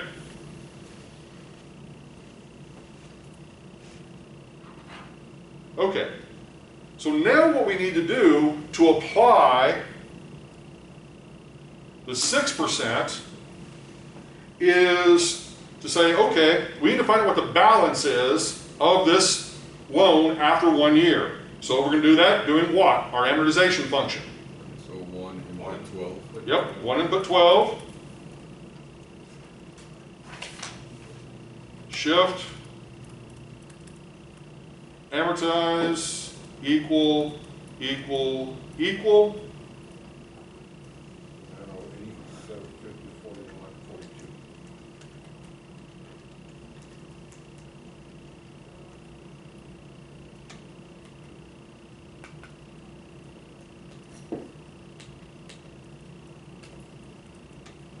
$908, $750, $42. Is that what you guys get? Yes. Okay, now, how brave do you want to be? Very. Good. Really brave. Good. I love it. Okay. And that's confidence. Okay. So instead of starting everything all over again with a calculator, we're going to kind of continue. And so what we're going to do is right after we get that number, we're going to change the sign on that number. Well, actually, no, we don't have to do that. We can actually just put this number in as our new PV. present value. Okay? All right? Then, after we put that in as our new present value, then we're going to change the loan term from 10 to what? 9. 9. So 9, shift in. You notice we're not clearing everything out. We're just kind of continuing because we're replacing things. That's why I was talking about being brave, okay? And as long as we know what we're doing, we're going to be fine. If we don't know what we're doing, we'll screw ourselves up, okay? But, all right, so we got our new present value, new loan amount. We've got our new term in there. What else do we need to replace? Interest. The interest rate. So we put 6% as our interest rate. Now, solve for the payment.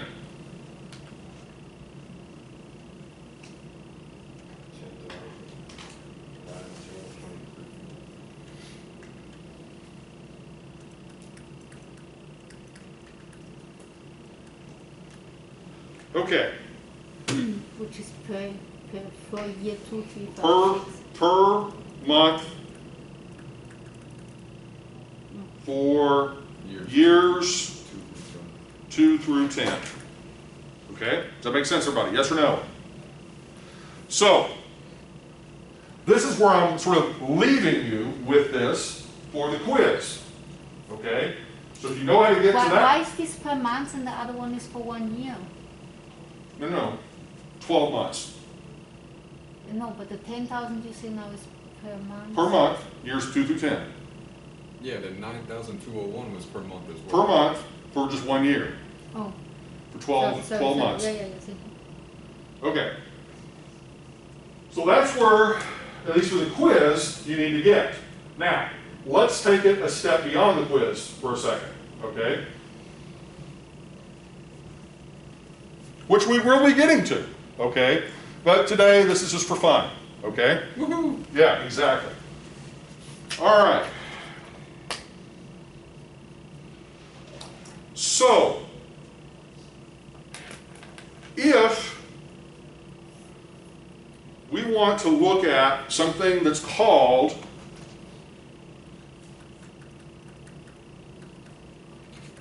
what is the lender's yield on this mortgage. Okay? Now, first of all,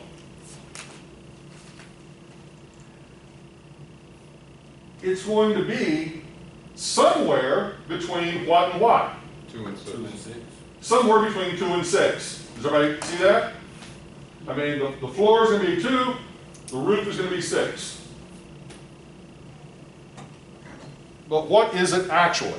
Okay, well, here's a way to do it. We could, okay, let's just ask, how do you think we're going to do this? Internal. We're basically going to do an internal rate of return using cash flows. Okay, all right. So,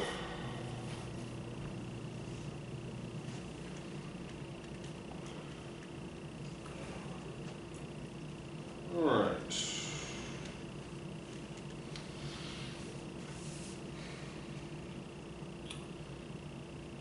So what we're going to do, we're going to start out, clear everything out.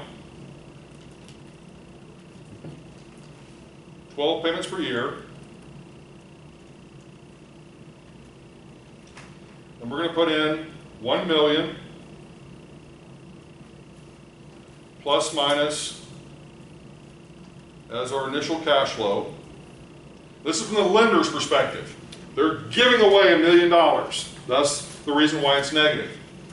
But then they're going to be receiving $9,201.35 as a cash flow for 12 months.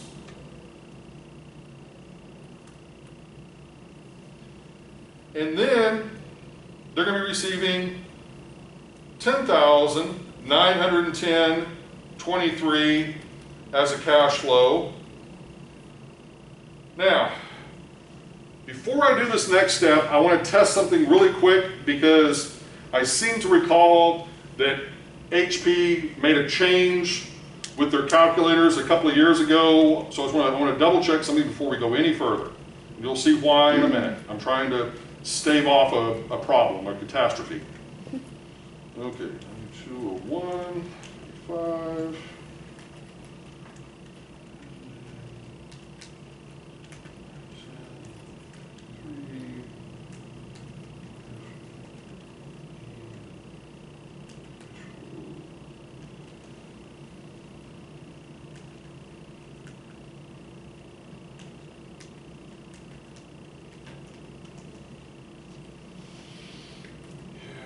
Thinking it's not. One more time, double check.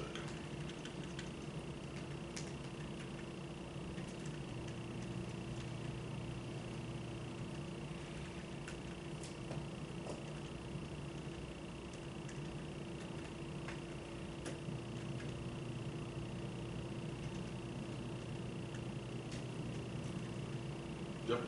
Okay, they did make the change. Okay. So the reason I hesitated, the old version of the HP 10B calculator limited you to 99 periods at one time of a singular cash flow.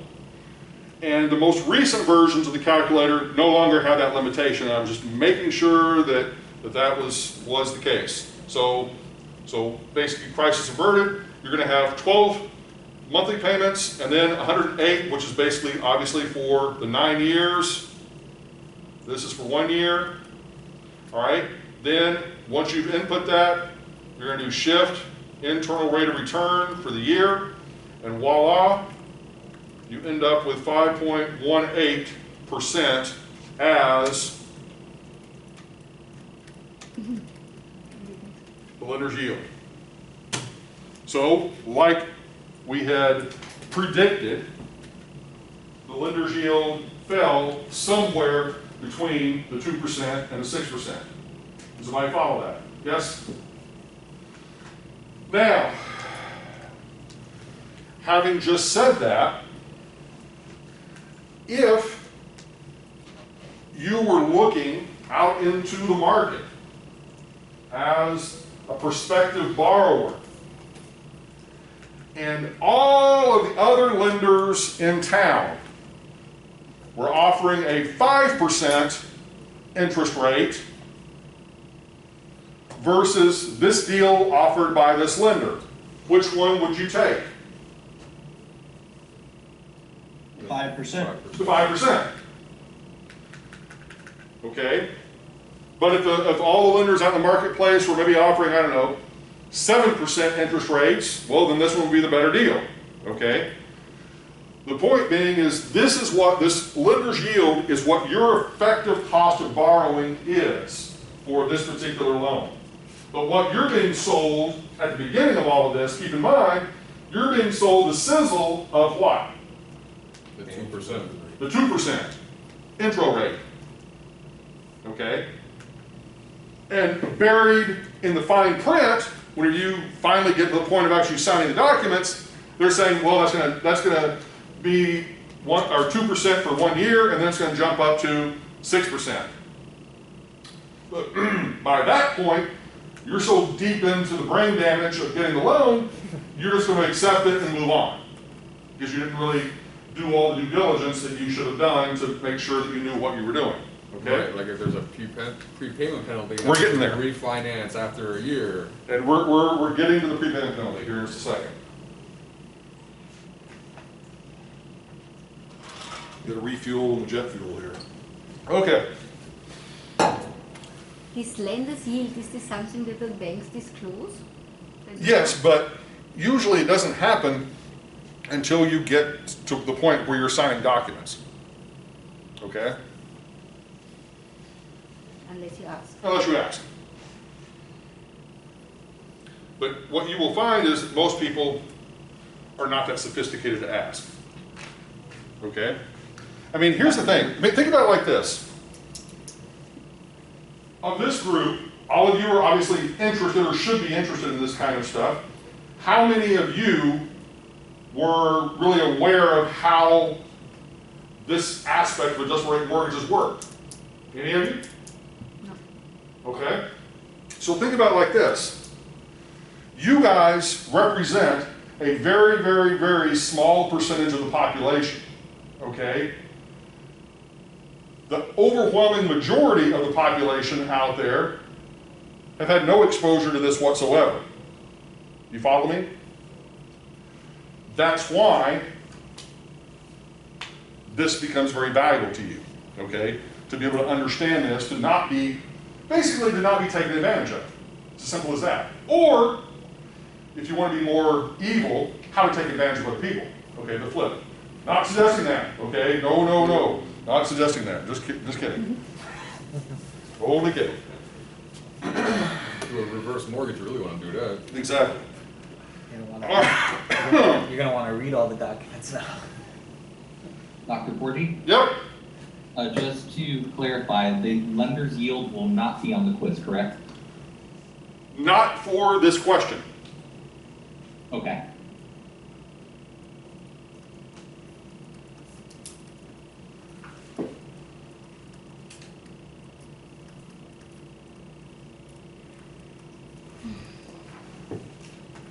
Okay. One of the things that are good friends over in the kind of traditional finance sort of territory came up with many years ago is something that is referred to as the capital asset pricing model.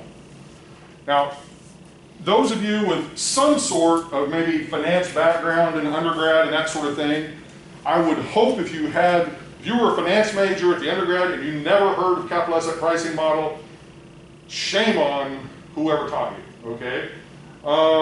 But in a nutshell,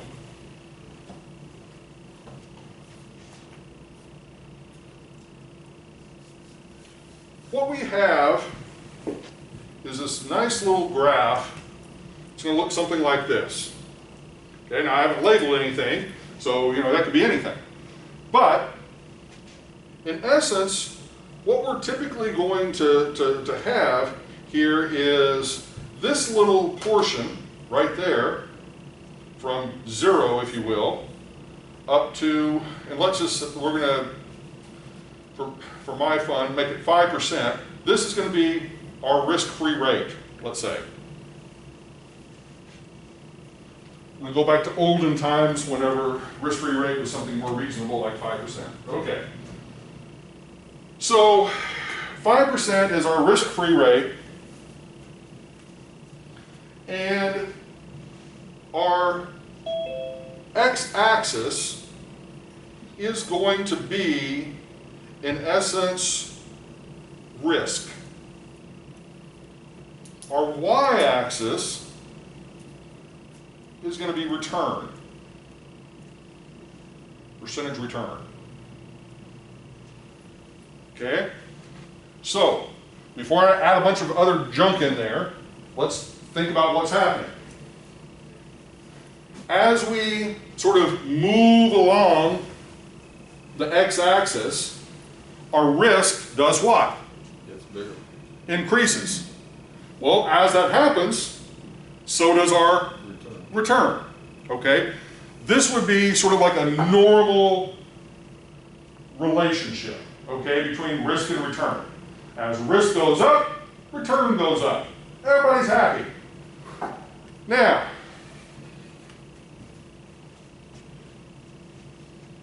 the question is, how do we go about, measuring risk? How do we go about, obviously measuring return? Return's easier to measure than sometimes risk is. But, so let's just say that this measure that we come up with, we're going to put 1 there. So, in this case, all right, and I'm just going to ballpark it and keep it simple. Let's say that's 10%. Okay, it may actually be a little bit more than that, but for our purposes, trying to keep the math relatively simple.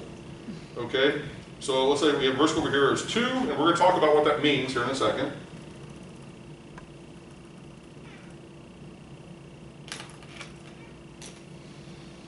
Okay, and then we'll be measuring what that return would be, and then obviously 0.5, 1.5, and so forth, so on.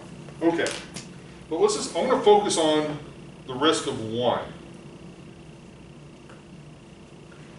All of this, and the finance people, the way that they sort of dealt with risk and applying this to like the stock market would be to say, what is the overall sort of market return, okay, on, let's say, the stock market? Well, for us in real estate, we're saying, what is the overall return for real estate assets, commercial real estate assets, or a specific submarket of real estate assets? Kind of like a cap rate, to a certain extent. All right, so what we're to a certain extent saying is the overall market return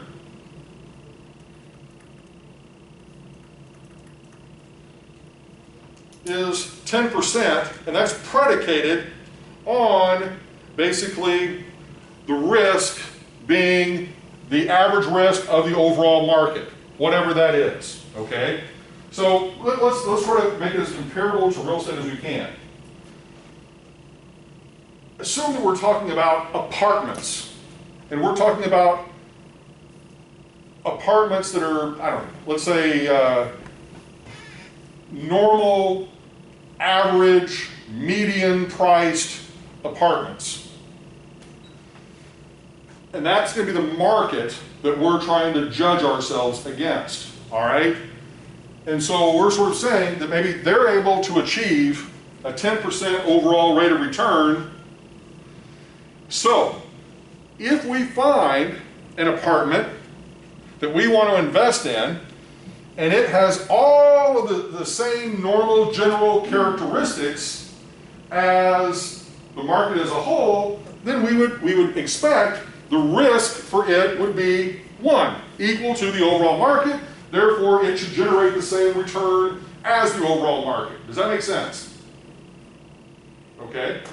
Now, if that particular apartment has some features or characteristics associated with it that are different than the typical normal apartment within the market, that maybe it's in a horrible neighborhood, or it's in an excellent neighborhood, or it's located immediately adjacent to a major employer, or immediately adjacent to the nightlife of the city, or whatever the characteristics are that make it different than the normal apartment community, then we would adjust basically the relative risk to the market. So, as an example, let's say it's in a bad neighborhood, okay? And because it's in a bad neighborhood, what are the implications of something being in a bad neighborhood? You're going to have high crime, theoretically. You're going to make the assumption that by being in a bad neighborhood, that it has conditions that are maybe going to have tenants that aren't going to be as likely to pay their rent on time. You have Higher insurance cost? Potentially higher insurance cost. There could be a whole number of other things, but let's just hypothetically say it has higher risk, okay? We'll make that. And so let's say that it has 1.5 times the risk. We've sort of made that determination sort of qualitatively, somewhat quantitatively. We put a bunch of things, in there to adjust it potentially. And so what does that then mean the rate of return is going to be? Okay? All right? Now, I'm not putting any numbers over there on purpose just yet, because I want us to sort of just focus on conceptually what would happen. So if it does have more risk than the overall market of those sort of apartments, then we're saying it should, or we should expect, or we should, probably even better language, we should demand a higher rate of return for that particular investment. Does that make sense? Yes or no? Much the same way, if you would sort of say that the converse is true, that if you find a particular apartment community that you want to invest in, and it's got all the positive attributes that you could possibly imagine, amazing location, amazing surroundings in terms of proximity to everything you could possibly want, then you're probably going to make the assumption it has less risk than the overall market. Maybe not half the risk, but nonetheless, the return then you would be willing to accept might be lower. Now, once again, kind of make the assumption to a certain extent that the market return or sort of market cap rate would be 10%, but yet you might be willing to accept something lower than that or potentially higher or demand something higher than that depending on the quality of the actual asset itself. Does that make sense? This is sort of a conceptual thought thing, okay? I'm not trying to get so worked up at this moment about the numbers. We're trying to make sure you understand philosophically and conceptually, theoretically, what's happening. Okay. One thing I will say about wearing this whole mask thing, there is definitely less oxygen going to my brain. And so I am, it's like I find myself, not hallucinating, but just, it's kind of, it's a weird, sort of thing. I don't know, that's all I can really say. It's not a pleasant experience. I have a question. Yep. You said the number one value that you assign to it, is that the case all the time? Because you start off with... Well, okay, we're saying one is sort of equal to market. Conditions. Just to sort of say, this equals this, 1 equals 1 kind of thing. Okay, now, so what we've basically got, just to make sure that we are definitely on the same page. All right, so, let's kind of scoop this up a little bit. So we've got a particular asset that we are trying to value. So we've got an overall rate of return for a particular asset, and we're going to just call it asset J. Okay, no real meaning of that J other than just simply it's the asset name. All right. And that is going to be equal to our risk-free return plus,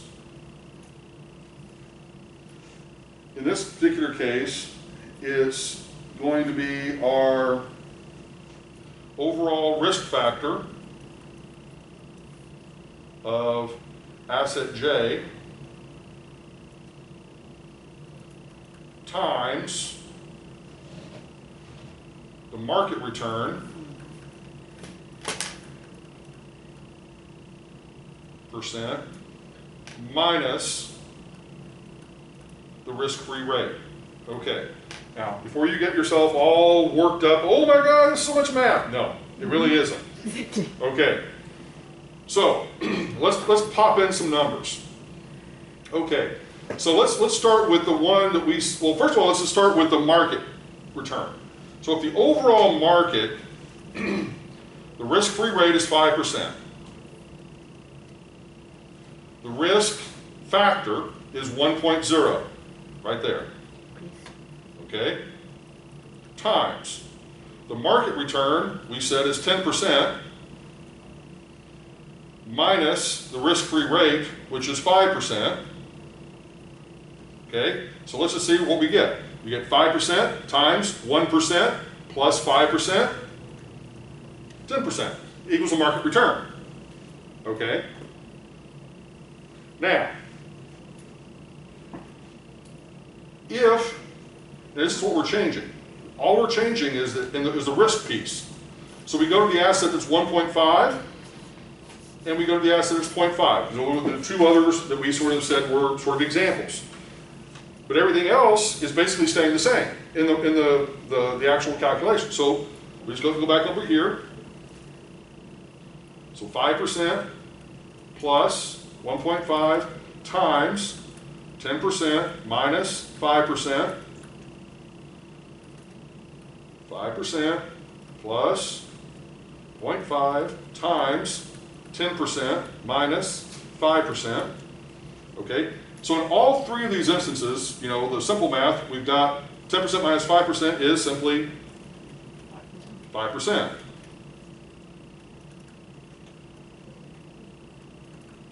All right, now, so this first one, we've already calculated 5% times 1 plus 5%, 10%. Now, for the second one, it's going to be 1.5 times 5%, which is going to be 7.5 plus 5%. So 12.5% is going to be the return that we would expect or demand from an asset that has basically 1.5 times the risk of the overall market. Okay? Whereas on the flip side, 5% times 0.5 would be 2.5 plus 5 would be 7.5%. Okay? So all that we're really doing is we're just looking at what is the impact of the risk on the overall return. Okay, does everybody see that? Yes or no? And so what we should be able to do as a result of this, we can kind of go back over here and fill this in. This is 7.5%. This is 12.5%. Okay, does everybody see that? So all you're doing here, and here's the base assumption with this. Let me make sure that I'm being very, very clear. Don't try to make this more complicated. Don't try to make this more involved than what it actually is.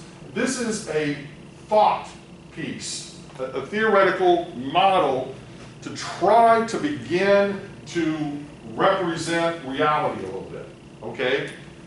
And so what we have just simply done is say, all right, if you have, like I said, an apartment complex that has a lot of bad features associated with it, it has higher risk, therefore you should demand a higher return in the market, and that sort of premium would be an extra 2.5%. Does everybody follow that?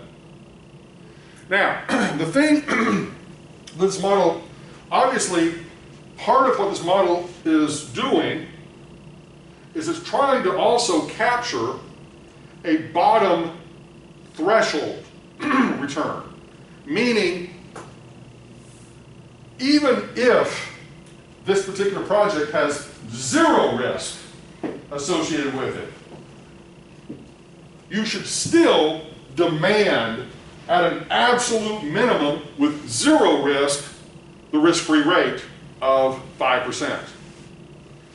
And if we plug that into the model, you will see that also works. So if we put 0 here as our risk,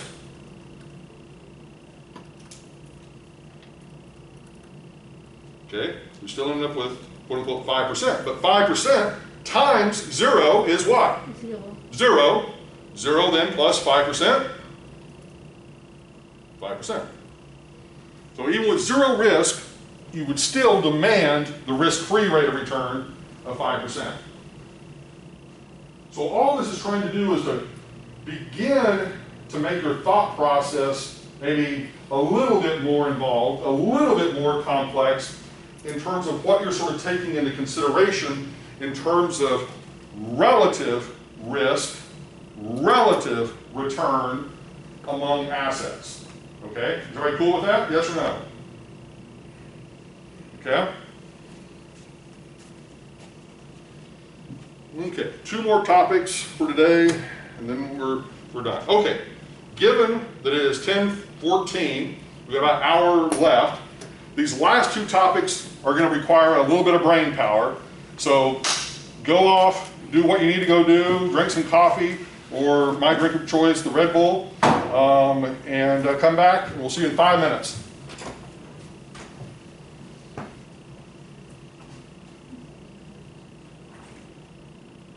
When we're doing the calculation for the last one, we just leave everything in percentage form, right? We don't Yep, have to yep, put yep. decimal. Yep. Well, if you want to make it, decimal, then obviously, just 2 decimal places. Right. So here, here.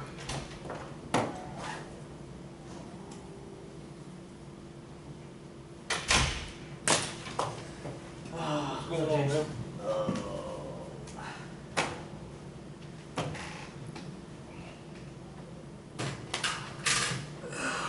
It's supposed to rain better now, I think.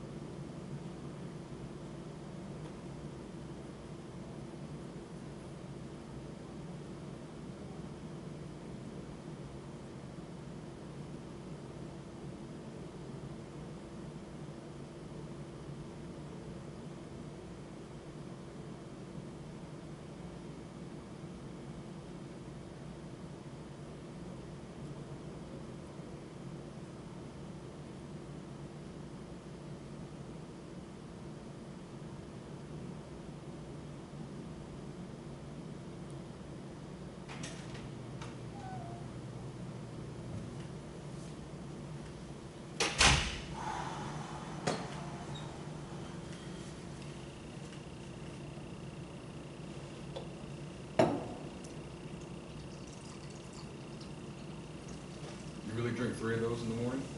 Or is that like throughout the day? This is number 3. Oh, wow. So that's like 4 and 5 coming up later. Potentially. Wow. Usually it's not necessary. Usually 3 is enough to get through. When I was younger, 1 was enough.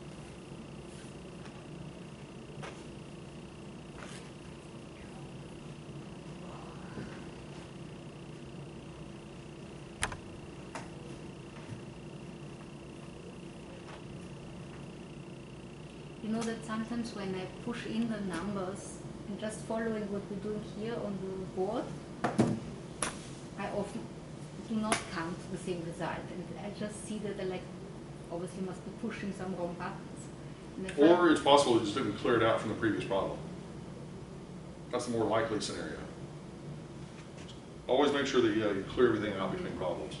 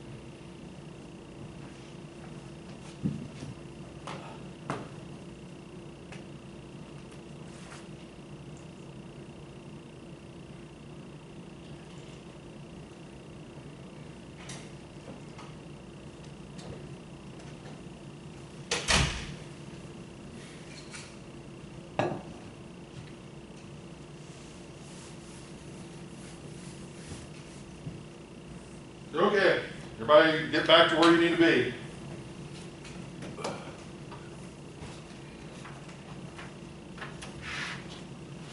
So we've got one person here in the live class that should be back hopefully in a second.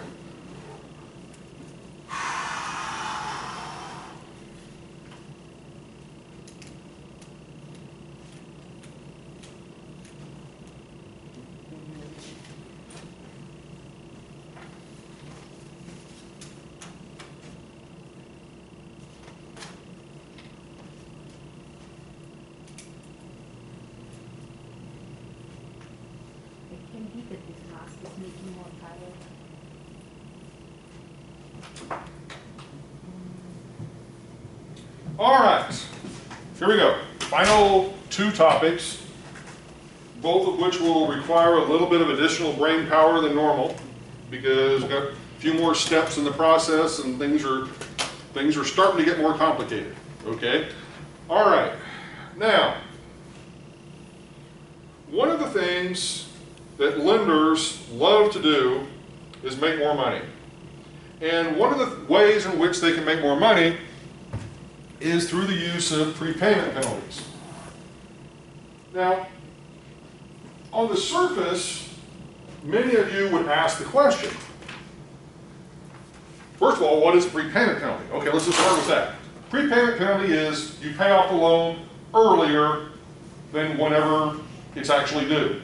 So, as an example, you may have a 15-year mortgage and the lender says,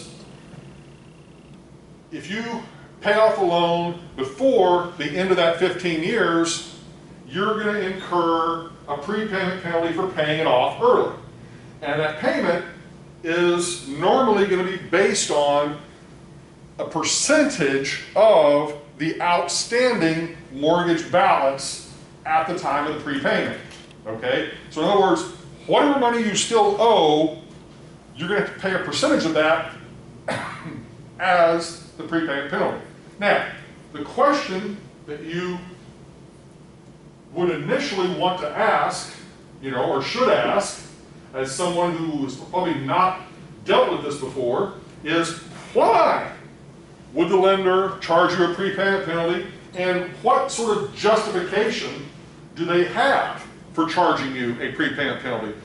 Just because they can is not always a good reason. Okay? I mean, usually you have to have some reason, whether it's legitimate or not, to at least toss out there and say, the reason we're charging this prepayment penalty is because of this.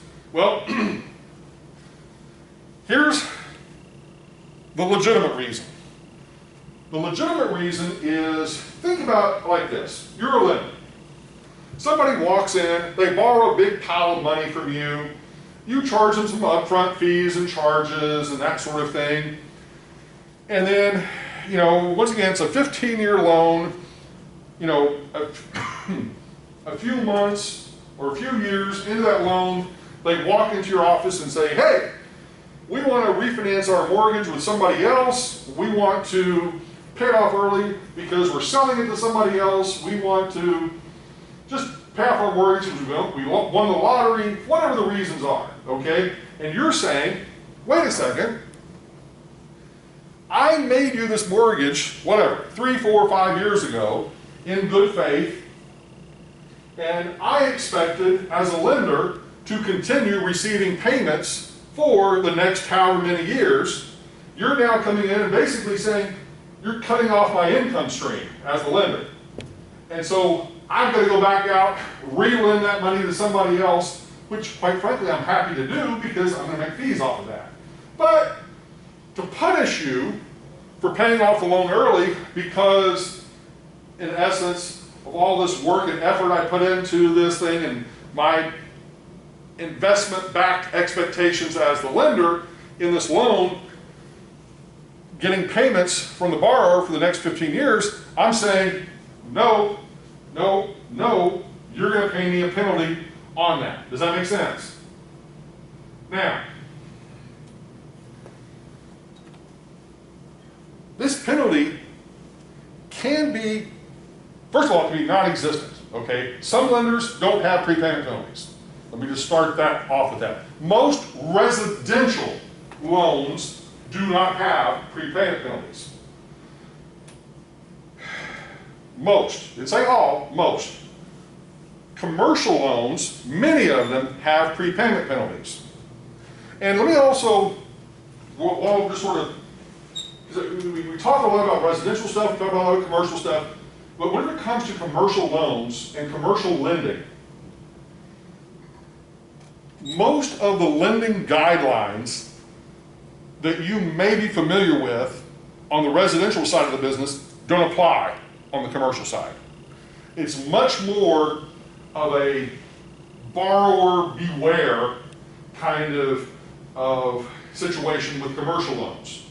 Because the general assumption is you're smart business people, you make good decisions, you should be able to read a contract and understand what's in that contract and understand what the implications are of that contract, so forth, so on. On the residential side of lending,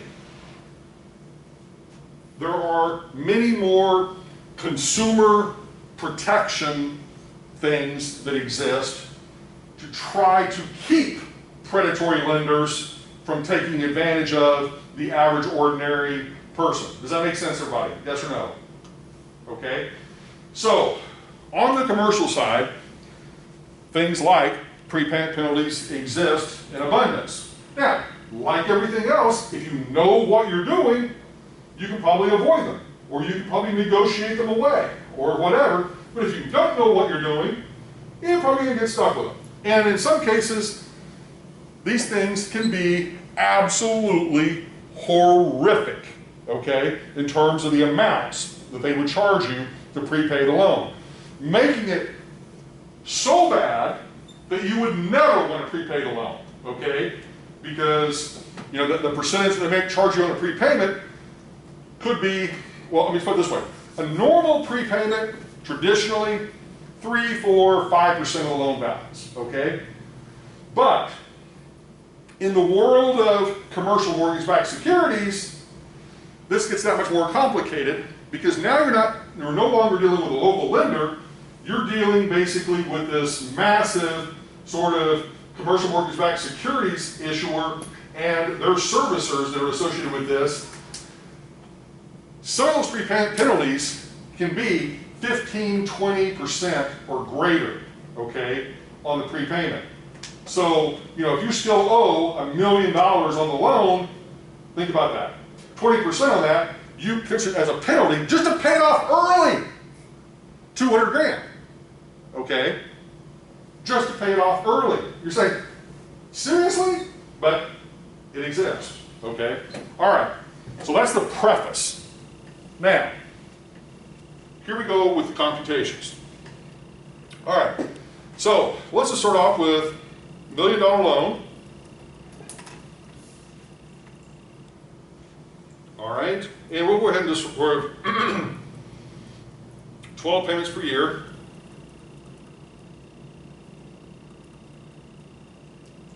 Okay, give me an interest rate for the loan.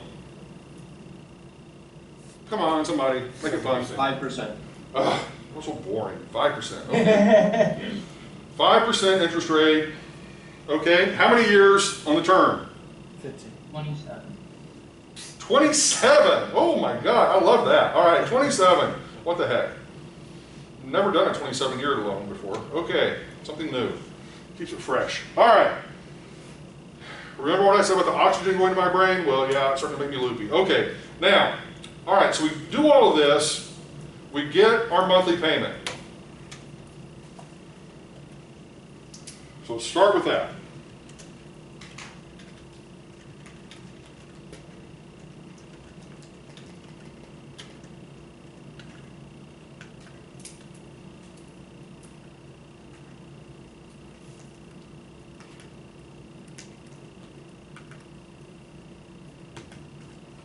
Okay, so once again, nothing out of the ordinary except for somebody's weird 27-year loan, okay? But we've calculated, we've got our monthly payment.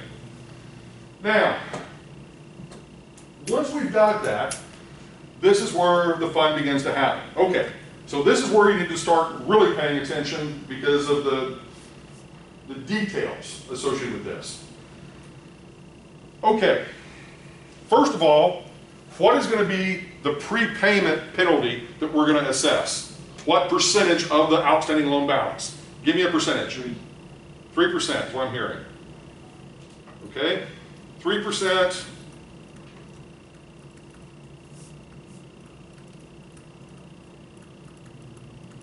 Okay, now, here's another little feature. The lender may be nice and may say, okay, I'm going to allow you to prepay after, I don't know, year 5 with no penalty. Okay, so I'm going to write that down.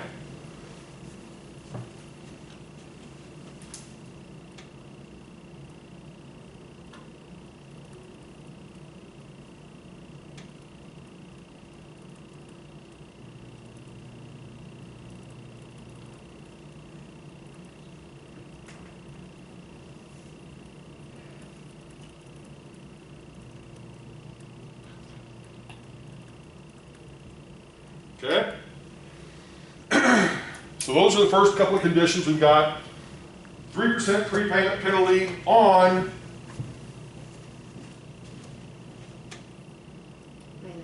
outstanding balance.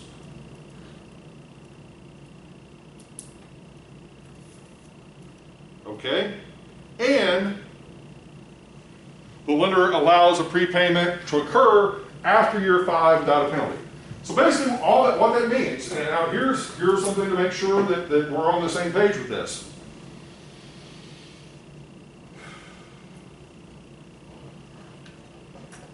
Year 5, in this case, would be sort of like month 60, okay? So anything after month 60, you know, no prepayment penalty, or really up into month 60, let's just say, or month 60 and beyond, no penalty is what I'm trying to say, okay? Into 5 years. Now, so what that means is, let's say on month 59, okay, you all of a sudden have a seller, or I'm sorry, you have a buyer that wants to buy your property, you want to sell the property, you want to prepay the loan, they're not willing to wait for another 30 days to obviously close on the property. You're going to be charged a prepayment penalty on whatever the balance is in that, basically, you know, 59th month. Does that follow? You follow me on that? Yes or no? Okay. So let's just take an example. What month do we want to prepay? Somewhere between 1 and 60.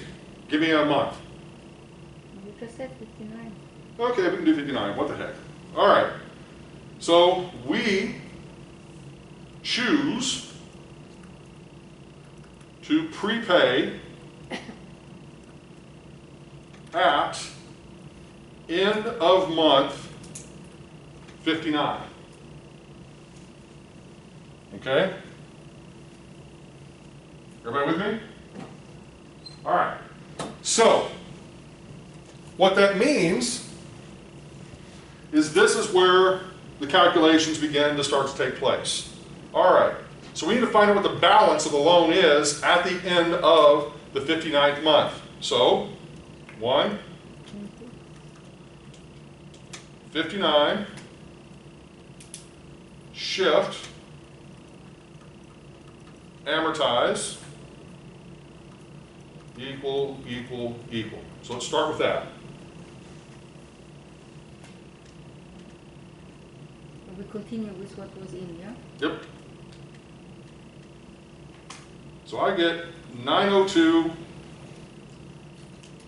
328, rounded 60. Okay, everybody get that? Okay, now is where we apply the penalty, okay?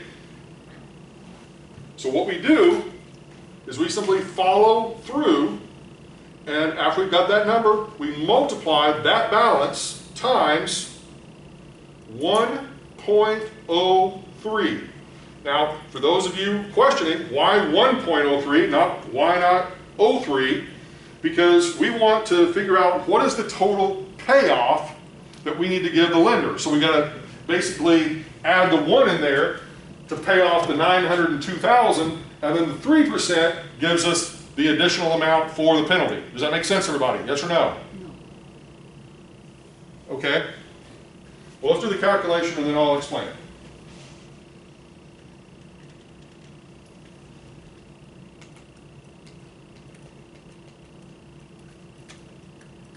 Okay, so the total payoff is going to be $929,398.45.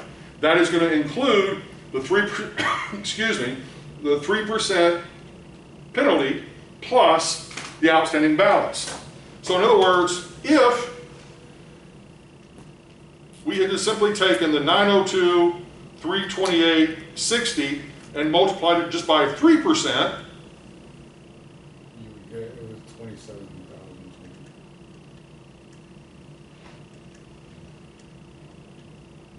Would a good word for it be cumulative total? yes.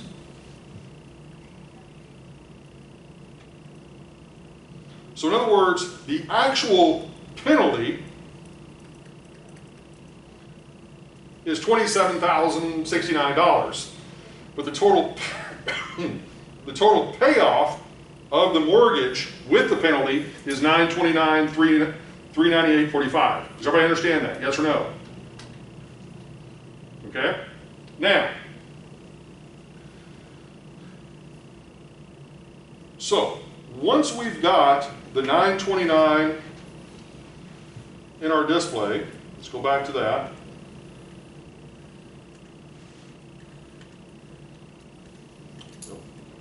You cleared your calculator out, you're going to kind of start over again. So let's just get that back in here.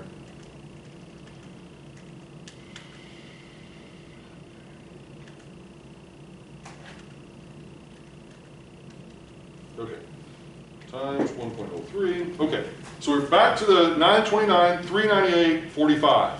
Okay, now this is once again another moment. Do you want to be brave? Yes, we want to be brave because we don't want to have to re-input all the stuff all over again. So what we can do is this 929. I'm going to kind of draw a line here. So after that, that is going to become a negative future value, since that's the payoff amount that we're going to be paying to the lender after the 59th month. Okay? But what we've got to do is we've also got to insert, yes, this is the 59th month, so we're going to put in 59 in, not 59 shift in, because that would be 59 years. Okay? So this is one of those instances of where we've got to put it in as the actual number of months, but not hit the shift between that and the end. Otherwise, you would get years, not months. So am I with me on that? Yes or no? Yeah. Okay.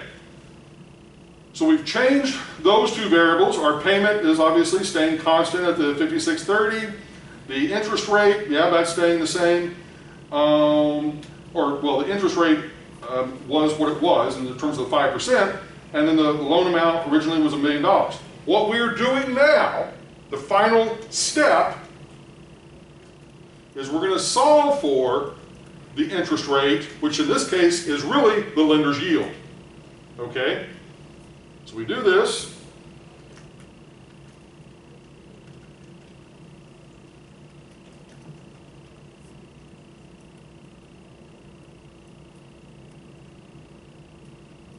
Okay? So basically 5.5%. So because of that prepayment penalty, let's just kind of, look at this just real quickly. This one, it didn't have a massive impact on what the overall cost of borrowing was, but still has significant. Keep in mind, the original interest rate was 5%. But now because of this prepayment penalty that we have embedded in there, literally the month before we wouldn't have had to pay it, that's actually causing our effective cost of borrowing to go from 5% to over 5.5%. Does that make sense? But the piece of this that also should be sickening to you is to go back to the calculation here of the actual dollar amount of the penalty. Just because we are paying this loan off 1 month before we could get away with no prepayment penalty, it is costing us $27,000. Okay? Does everybody see that? Does that make sense to everybody? Yes or no? Okay? Nice, warm, fuzzy feelings inside? Good. Or maybe it's just a mask. I don't know. Okay. Moving on.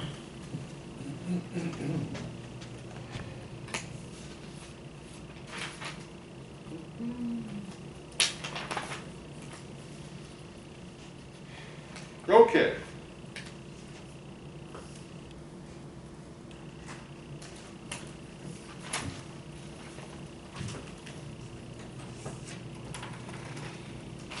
Okay, final primary topic for the day. Loan origination fees. So, in addition to kind of the back-end fees that a lender may charge you for paying off a loan early, now we have the front-end fees that they get most excited about, because these are the ones that they instantly collect the moment you make the loan, okay? But there is a very significant piece of logic that you're going to have to wrap your head around as it relates to these. And that's going to become evident here in just a moment. And until you can wrap your head around it, it's not going to make any sense to you, okay? So, I'm just trying to preface that because it just is what it is.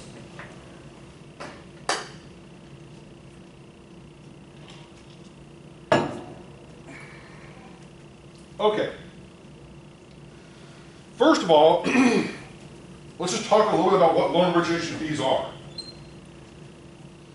So from the lender's perspective, they have to go through a lot of brain damage to basically issue you a loan. You know, they've got to do all sorts of internal underwriting, and you've heard that term before, you maybe not have any clue what that means. But whenever you go to get a loan, whether it's a residential loan or a commercial loan, there is a process that the lenders call underwriting the loan. Now, on a commercial loan, it's a lot more complex than it usually is for residential loans. Residential loans, easy peasy, you know, they do a gazillion of them, you know, not a lot of fees, as many fees as what they may charge on the commercial loan. But just at a minimum, what I'm talking about here in the underwriting process is the lender's going to require, obviously, an appraisal of the property, but commercial appraisals, these are not like the ones that are done on residential properties. Residential properties, they do drive-by appraisals that pretty much, you know, they kind of, woo, that's a nice looking house, and then they basically come up with a value based on square footage and based on other sales in the neighborhood, and can almost never even step foot in the house, okay? Commercial properties, that's not the case. And part of the reason is that commercial properties tend to be much more unique, okay? And so trying to find an appropriate comparable property to value in terms of a recent sale or recent transaction for a similar commercial property is just not as easy. So given that that's the case, commercial appraisals cost a lot more money, okay? Residential appraisal, you might be able to get done for $250, $500 or whatever, depending on just, once again, you know, how much effort they really have to put into it. Commercial appraisal, even on a simple, basic, fundamental little property, you're still going to pay a few $1,000s, okay, at a minimum. And the more complex that property is, you know, it could be 20, 30, 50, you know, close to $100,000, especially on much, much, much larger, more involved, complicated properties, okay? So that's one piece that you've got to kind of factor in. Now, granted, you as the purchaser are normally going to be paying that fee, but it's a charge that, you know, obviously is going to be kind of, you're going to have to incur. The lender is going to take that appraisal. They are then going to use their own internal review team to basically rip that appraisal apart. To basically say, okay, that independent appraiser, they did their job, now we're going to do our job as the lender and go through and have usually what is called a loan committee that usually meets maybe once a week or something like that, depending on the actual institution, where all the different basically loan officers will bring their loans to the table, and basically this committee, which may be, you know, could be 2 or 3 people, could be 10 or 20. You know, we'll sit around and sort of, everybody has their loan with all the details associated, kind of pitch to the loan committee and sort of say, okay, you know, here are the borrower qualifications, here's the appraisal of the property, here's our own sort of internal analysis of basically the prospective tenants and the borrower and the property and everything else, and here is sort of our conclusion, our recommendation, blah, blah, blah, blah, blah. My point with all of this is that takes time, that takes effort, that takes basically people involved in the process, meaning the lender wants to and is going to charge you money for that, okay? Now, how they go about doing that is through usually some sort of loan origination fee. And that fee is going to be charged to you immediately, sort of due and payable upon basically the time the loan is made. But this is the part where the logic gets a little wonky. Okay. Everybody's good up to this point, yes? Okay. So, let's just say 12 payments, excuse me, 12 payments per year, another $1 million loan. Love these $1 million loans. Okay, and we've got our interest rate, I don't care, 6% interest rate, term, I don't know, 15 years. Okay, let's get our payment.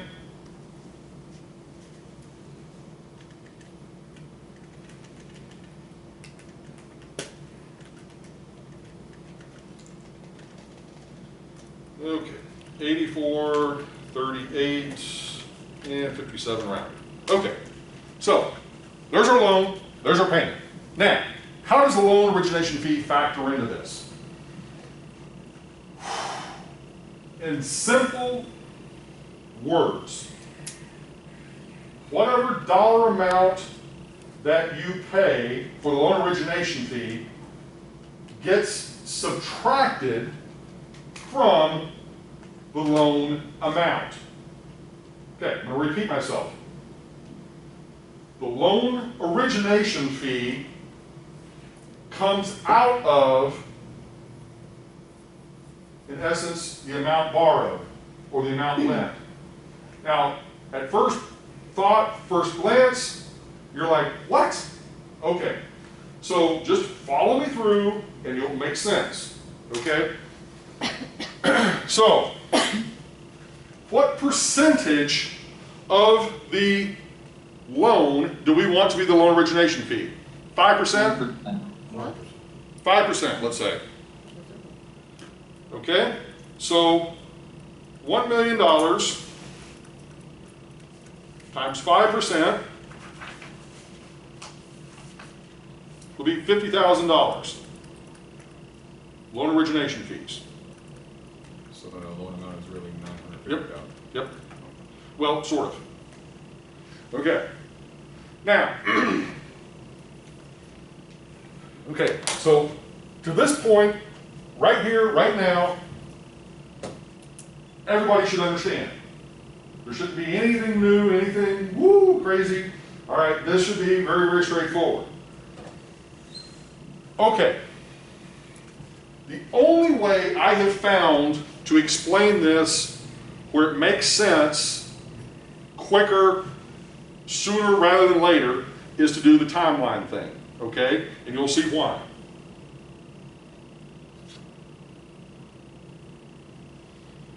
Okay, time period 0, year 15, okay? All right. Now, let's make this from the lender's perspective. Okay, from the lender's perspective, what is happening at time period 0? They are giving away $1 million. Yes? No, 950, no? Right? No, don't get ahead. They are giving away $1 million. But simultaneously, in giving away that $1 million, they are collecting $50,000 in loan fees. Does that make sense? So the net amount that the lender is actually dispersing is $950. Does that make sense? Yes or no? Yes. Okay. And but they are still receiving monthly payments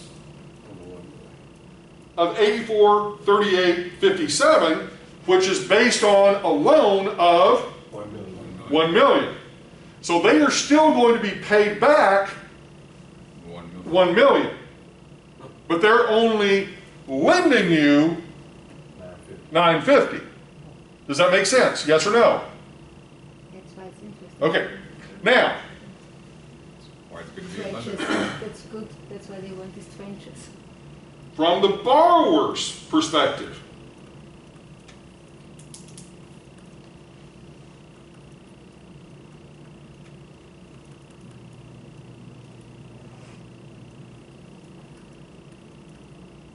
from the borrower's perspective, they are receiving $1 million, but they are paying simultaneously $50,000. Oops, sorry, I meant to be a minus. They are simultaneously paying $50,000. Okay, this is from the borrower's perspective. All right, and then their payment each month is still negative $84.38.57, which is based on the $1 million loan. Yes? But the net cash inflow to the borrower is really only the $950. Okay? But this is the part where I said the logic kind of gets a little screwy. You've got to do the calculations for the loan based upon the original loan amount. Then you have to go back and adjust the cash received or dispersed to reflect the loan origination fees, and then you're able to do your calculations. Okay? So, going back over here for a second. So what we're really going to be doing right after we've done this, and let me see what I'm asking you to do, make sure I'm not, okay.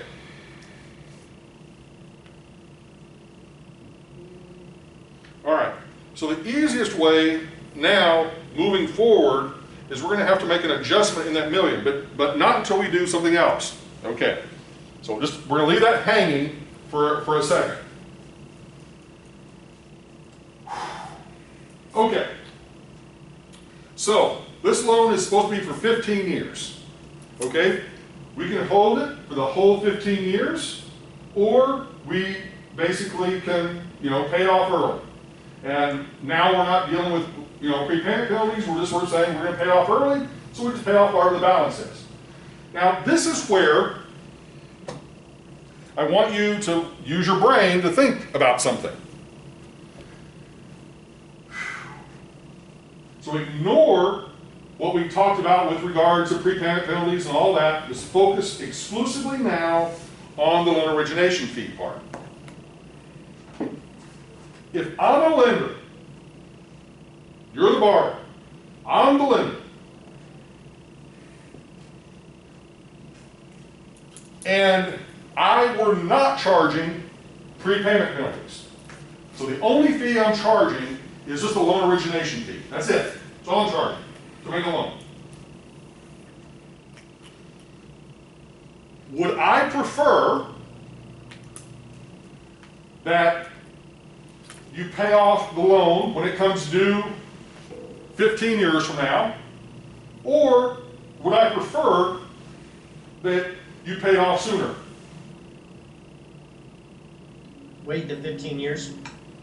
Sooner, a lot sooner. Sooner you have a higher yield. She said it perfectly. The sooner the loan is paid off, the higher the yield the lender gets, because they've already got your money. They got all of it up front. Okay? So think about it like this. Here's the best way to conceptualize this. That $50,000 that you're in essence paying up front to get the loan, once you pay it, it's gone. Okay? The lender has been paid, that fee. So, regardless of whether you prepay the loan tomorrow, you prepay a year from now, you prepay 5 years from now, you prepay, or you don't prepay, and you just carry the loan out for 15 years, the lender is still getting their 50 grand. But, if you pay it off early, they're getting, not only they're getting their money up front, but also, you pay off the loan early, they're getting their capital back to be able to then reloan to somebody else and collect another fee. Yes? So in other words, they actually have a perverse incentive, in one sense, for you to pay off early in order for them to get basically money to lend back out again. Okay? You, on the other hand, you're prepaying the loan, but what you don't really realize is, yeah, I've prepaid, or I've got all this $50,000 I've spent up front, but what is that really costing me? Okay, so the question I have to you for this problem: when do we not want to prepay, but when, for the purpose of the problem, what month or what year do we want to prepay? Give me a month, a year, doesn't matter. Any? And No, we want to prepay early. Come on, we want to prepay early. I want to show you the impact. Okay, so let's just say that we prepay after 1 year. Okay? What was that? We're going to prepay after 1 year. So here's what we're going to do. After we've got this, then we're going to need to find the balance at the end of that first year. Look familiar in terms of process? Yep, very similar, but a little bit different. Shift, amortize, equal, equal, equal. Let's get our balance at the end of that first year.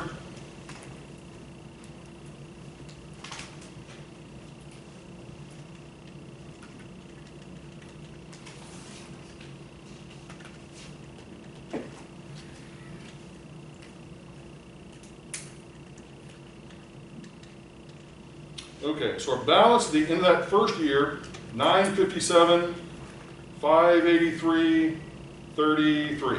Okay. Ooh, what happened there? That was weird. Yellow. My screen, right? Yeah, no, mine just kind of went wonky here. I'm not sure what happened. That was super weird. Oh, Oh, there we go. Okay. Okay. All right. Now. Oh, man. Okay, so another time for us to be brave, okay?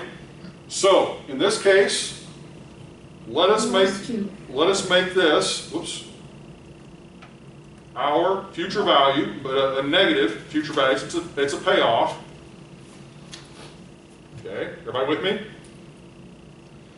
And then this is going to be after 1 year or 12 months, so we can just put in basically 12 in for 12 months.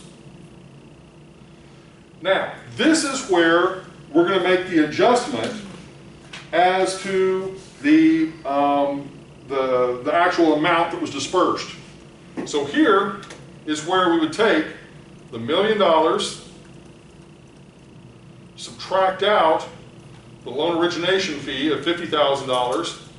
That would leave us with $950,000 as our replacement for our present value. Does everybody understand that? Then we're just going to simply solve for what is the lender's yield. Okay, so let's see what we get. What you did there with this divided by 12 and you pushed it all in?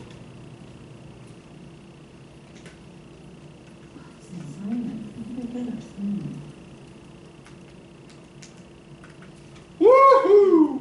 All right, so this is where the lender begins to clean up, okay, and make some real money. Because, as you can see, the original interest rate on the loan was 6%.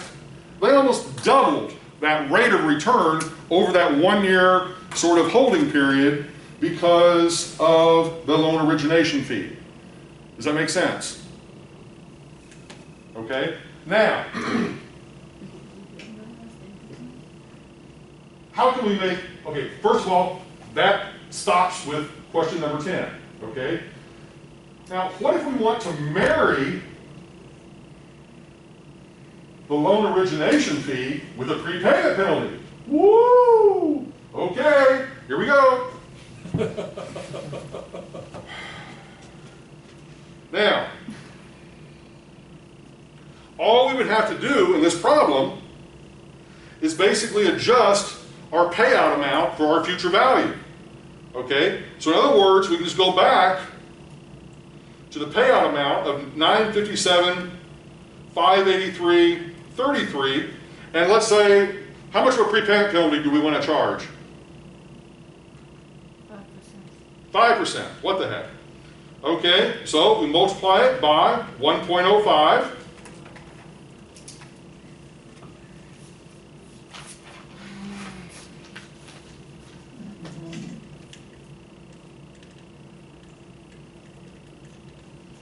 And that gives us a payoff of $1,005,462 and basically 50 cents rounded.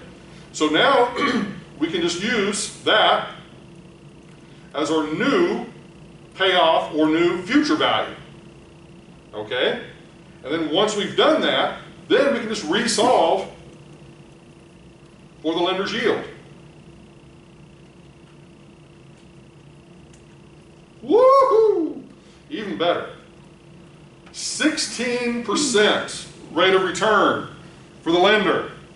Are you starting to get excited now? Can you not wait to become a lender? I hope so. Okay? But let's not stop there. We can't be greedy enough, okay? Let's say the lender also wants to charge a servicing fee or administrative fee for the loan. So in other words, here's what this fee is doing. You write them the check every month for the mortgage payment, and they're saying, all right, we want a fee to go to the mailbox, get that check out of the mailbox, take it, input it on the computer, and post it to your account, and we're going to charge you an administrative fee of a couple of $100 a month to do that for you. Okay? So what was that 5% fee for? I'm sorry, this was the prepayment penalty that we threw in there. Okay? All right, so now what we're going to do, we're going to keep going with the same problem. Think about it like this. The administrative fee, if we add a $200 administrative fee on top of this, what does that mean we're changing? That's where your brain needs to work. What are we changing? If we add a $200 a month premium. Exactly. We are changing the monthly payment. So instead of the 84.38, 3857, okay, we are going to add to that Why am I getting this weird number? $200, which is going to be 8638.57, and we're going to make that a negative, make that our new payment amount, and we're going to solve yet again for the updated lender's yield. Damn.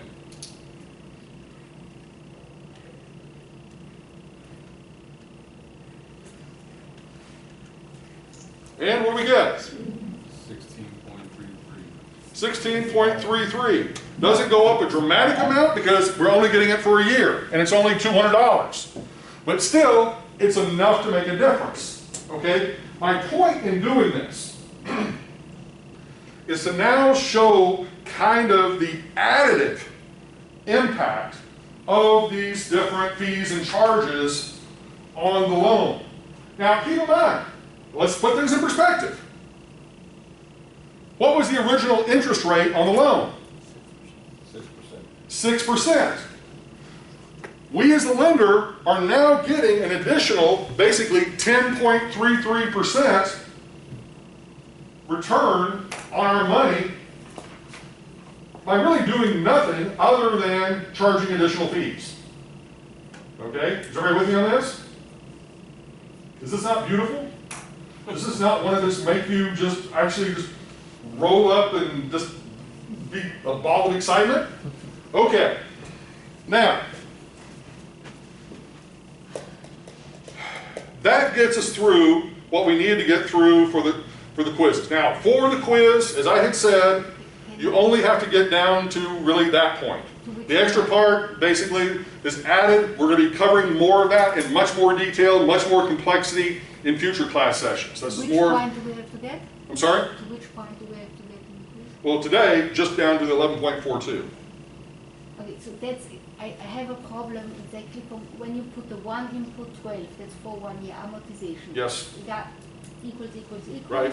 an amount. Then you go into plus minus future value. Correct. And then you divide that by. No, you don't. No. You're just putting in 12 in. Oh, that's not. Okay. Would it be possible to send us out some more practice questions like we have for the last 2 weeks? Not really. I mean, that's the whole purpose of the lectures. These are practice questions. Okay. I mean, that's the whole reason I go through these problems is these are practice questions. I just want like ones that we do on our own to make sure that before the quiz, like we feel fully prepared. So here's the way you should do this, okay? If I haven't potentially expressed this before. If I were you studying for the quiz, if you're going to be studying for it, and you're not just absorbing it and taking it, to study for it, what you should do is you should go through, block off the answers. See if you get the same answer that I get when I work through the problem. If you do, and you understand what you're doing, then you should be fine. But if you're getting different answers consistently, then obviously you're not doing something correct, and then you need to kind of make an adjustment. But, all of these problems are, once again, representative of the kind of problems that you're going to see on the quiz. Not trying to hide anything. There's no smoke and mirrors. It's just simply, what I do on the quizzes is I might make a slight adjustment, like change something from monthly to annual. I may, obviously make a dollar amount difference. I may, make,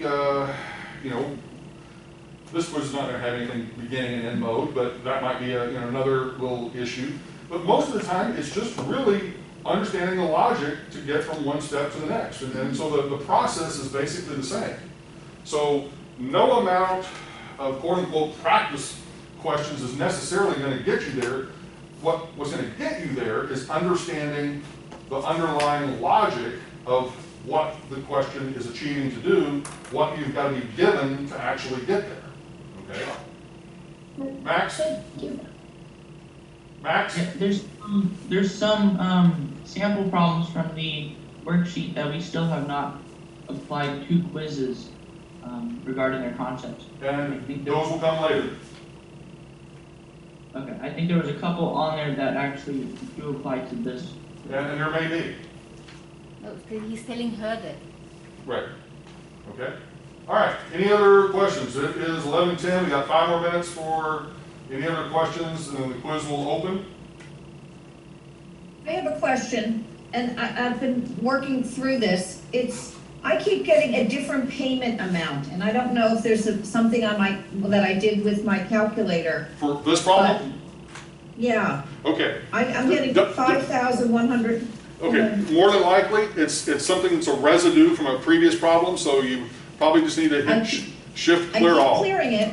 I cleared it, I turned it off, I've worked it about half a dozen times. I keep getting this $5,145.85.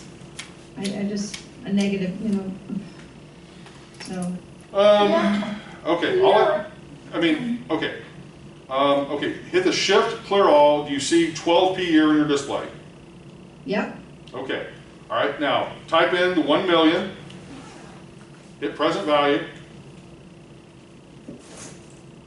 yep, okay, 6, and then the interest rate key, yep, 15, hit the shift key, and then in.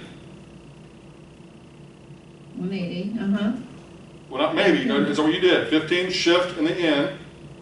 Oh, yeah, no, I said, yeah, Okay, and I then just realized now what hit I'm the doing. now hit the payment key. yeah, I got it. Okay. You know what I did, I had done something that I kept doing over and over, and I think it was putting in 16 years instead of 15 years, I Gotcha. don't know why.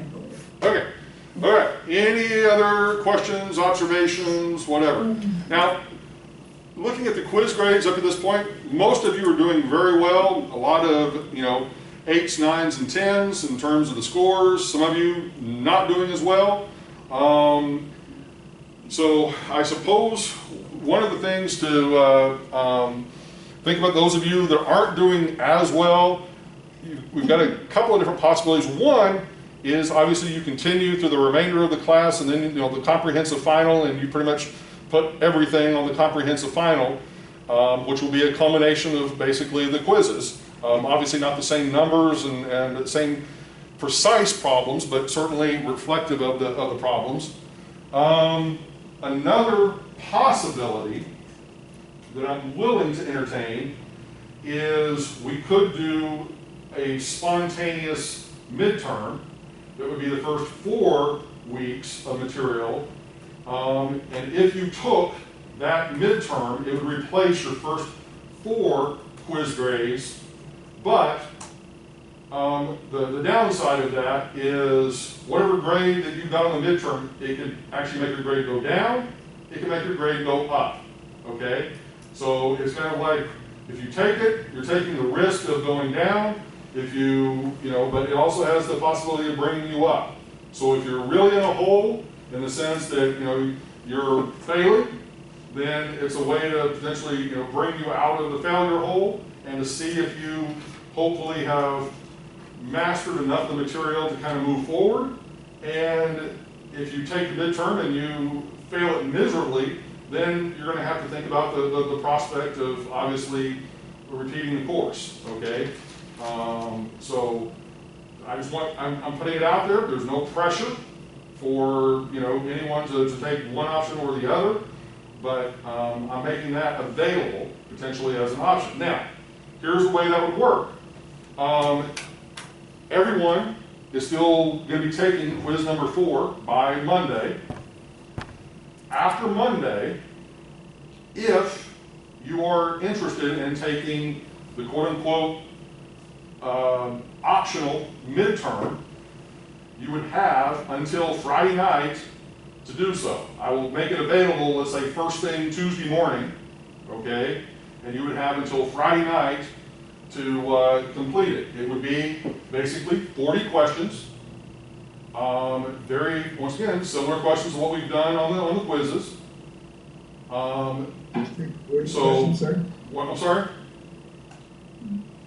40? Did I hear a question, or is that? He was asking if there was 40 questions. Yes, 40 questions, 40. Okay? And you would in essence have basically the same amount of time that you've had on the quizzes for, so basically, you have 45 times 4. Okay? 3 hours. 3 hours. Okay? So if anyone wants to go pursue that option, they need to let me know basically by Tuesday morning. Or in other words, after you finish the quiz. Quiz 4. Does that make sense? Yes? Have to email you or what? Yes. What is a failing grade? There is no failing rate. It's simply whether you've mastered it or not. No, I mean, like, is 60 failing already? Well, okay. In this class, just like any other class, 70% or below 70% is an F. Okay? 70 to 80 is obviously a C, 80 to 90 is a B, and 90 and above is an A. Okay? So if you have the option of doing the midterm, are you still offering the final? Yes. Or is this is Yes. replacing the final? No, it's not replacing the final. It's simply an option. When you say you're not replacing the final? Yes, that is correct. In other words, you can take the midterm. It's going to simply replace the first 4 quiz grades. You would proceed in the class, take the next 4 quizzes. If you're not happy with them and or the midterm, you would be able to take the final, which is comprehensive, which is 80 questions. So a 6-hour exam. Okay? No, sir, the midterm essentially, if you get a better grade and that replaces your No, last 4. okay, let me make sure that I'm very clear on this. It's not if you get a better grade it replaces. If you take the midterm, you are getting the midterm grade. Okay? So in other words, let's just hypothetically say you had an 85% average going into the midterm. And in the midterm, you made a 75. 75 is going to be your new score for the first 4 quiz grades. But by the converse, if you had a 50% average going into the midterm, and you're able to get an 80 on the midterm, 80 is going to be your new grade. Does that make sense? Yes or no? So the midterm is gonna take over basically Yes. your new grade, whether. Yes. Whether it goes up or whether it goes down, it is your new grade. Oh, sounds like a gamble. It is a gamble, Versus- but if you're, it's really only a gamble if you're doing very well in the class. The people who are not doing as well, it's more of an opportunity. Okay? But it's open to everybody. Okay?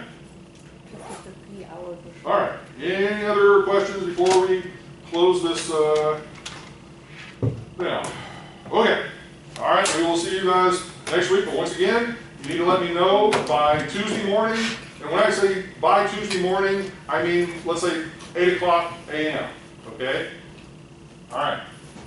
We will see you, hopefully, next week, if not sooner. Thank you. Absolutely. Thank you, Professor. But you said something that's kind of interesting. So even if you took the midterm, let's say you decided not to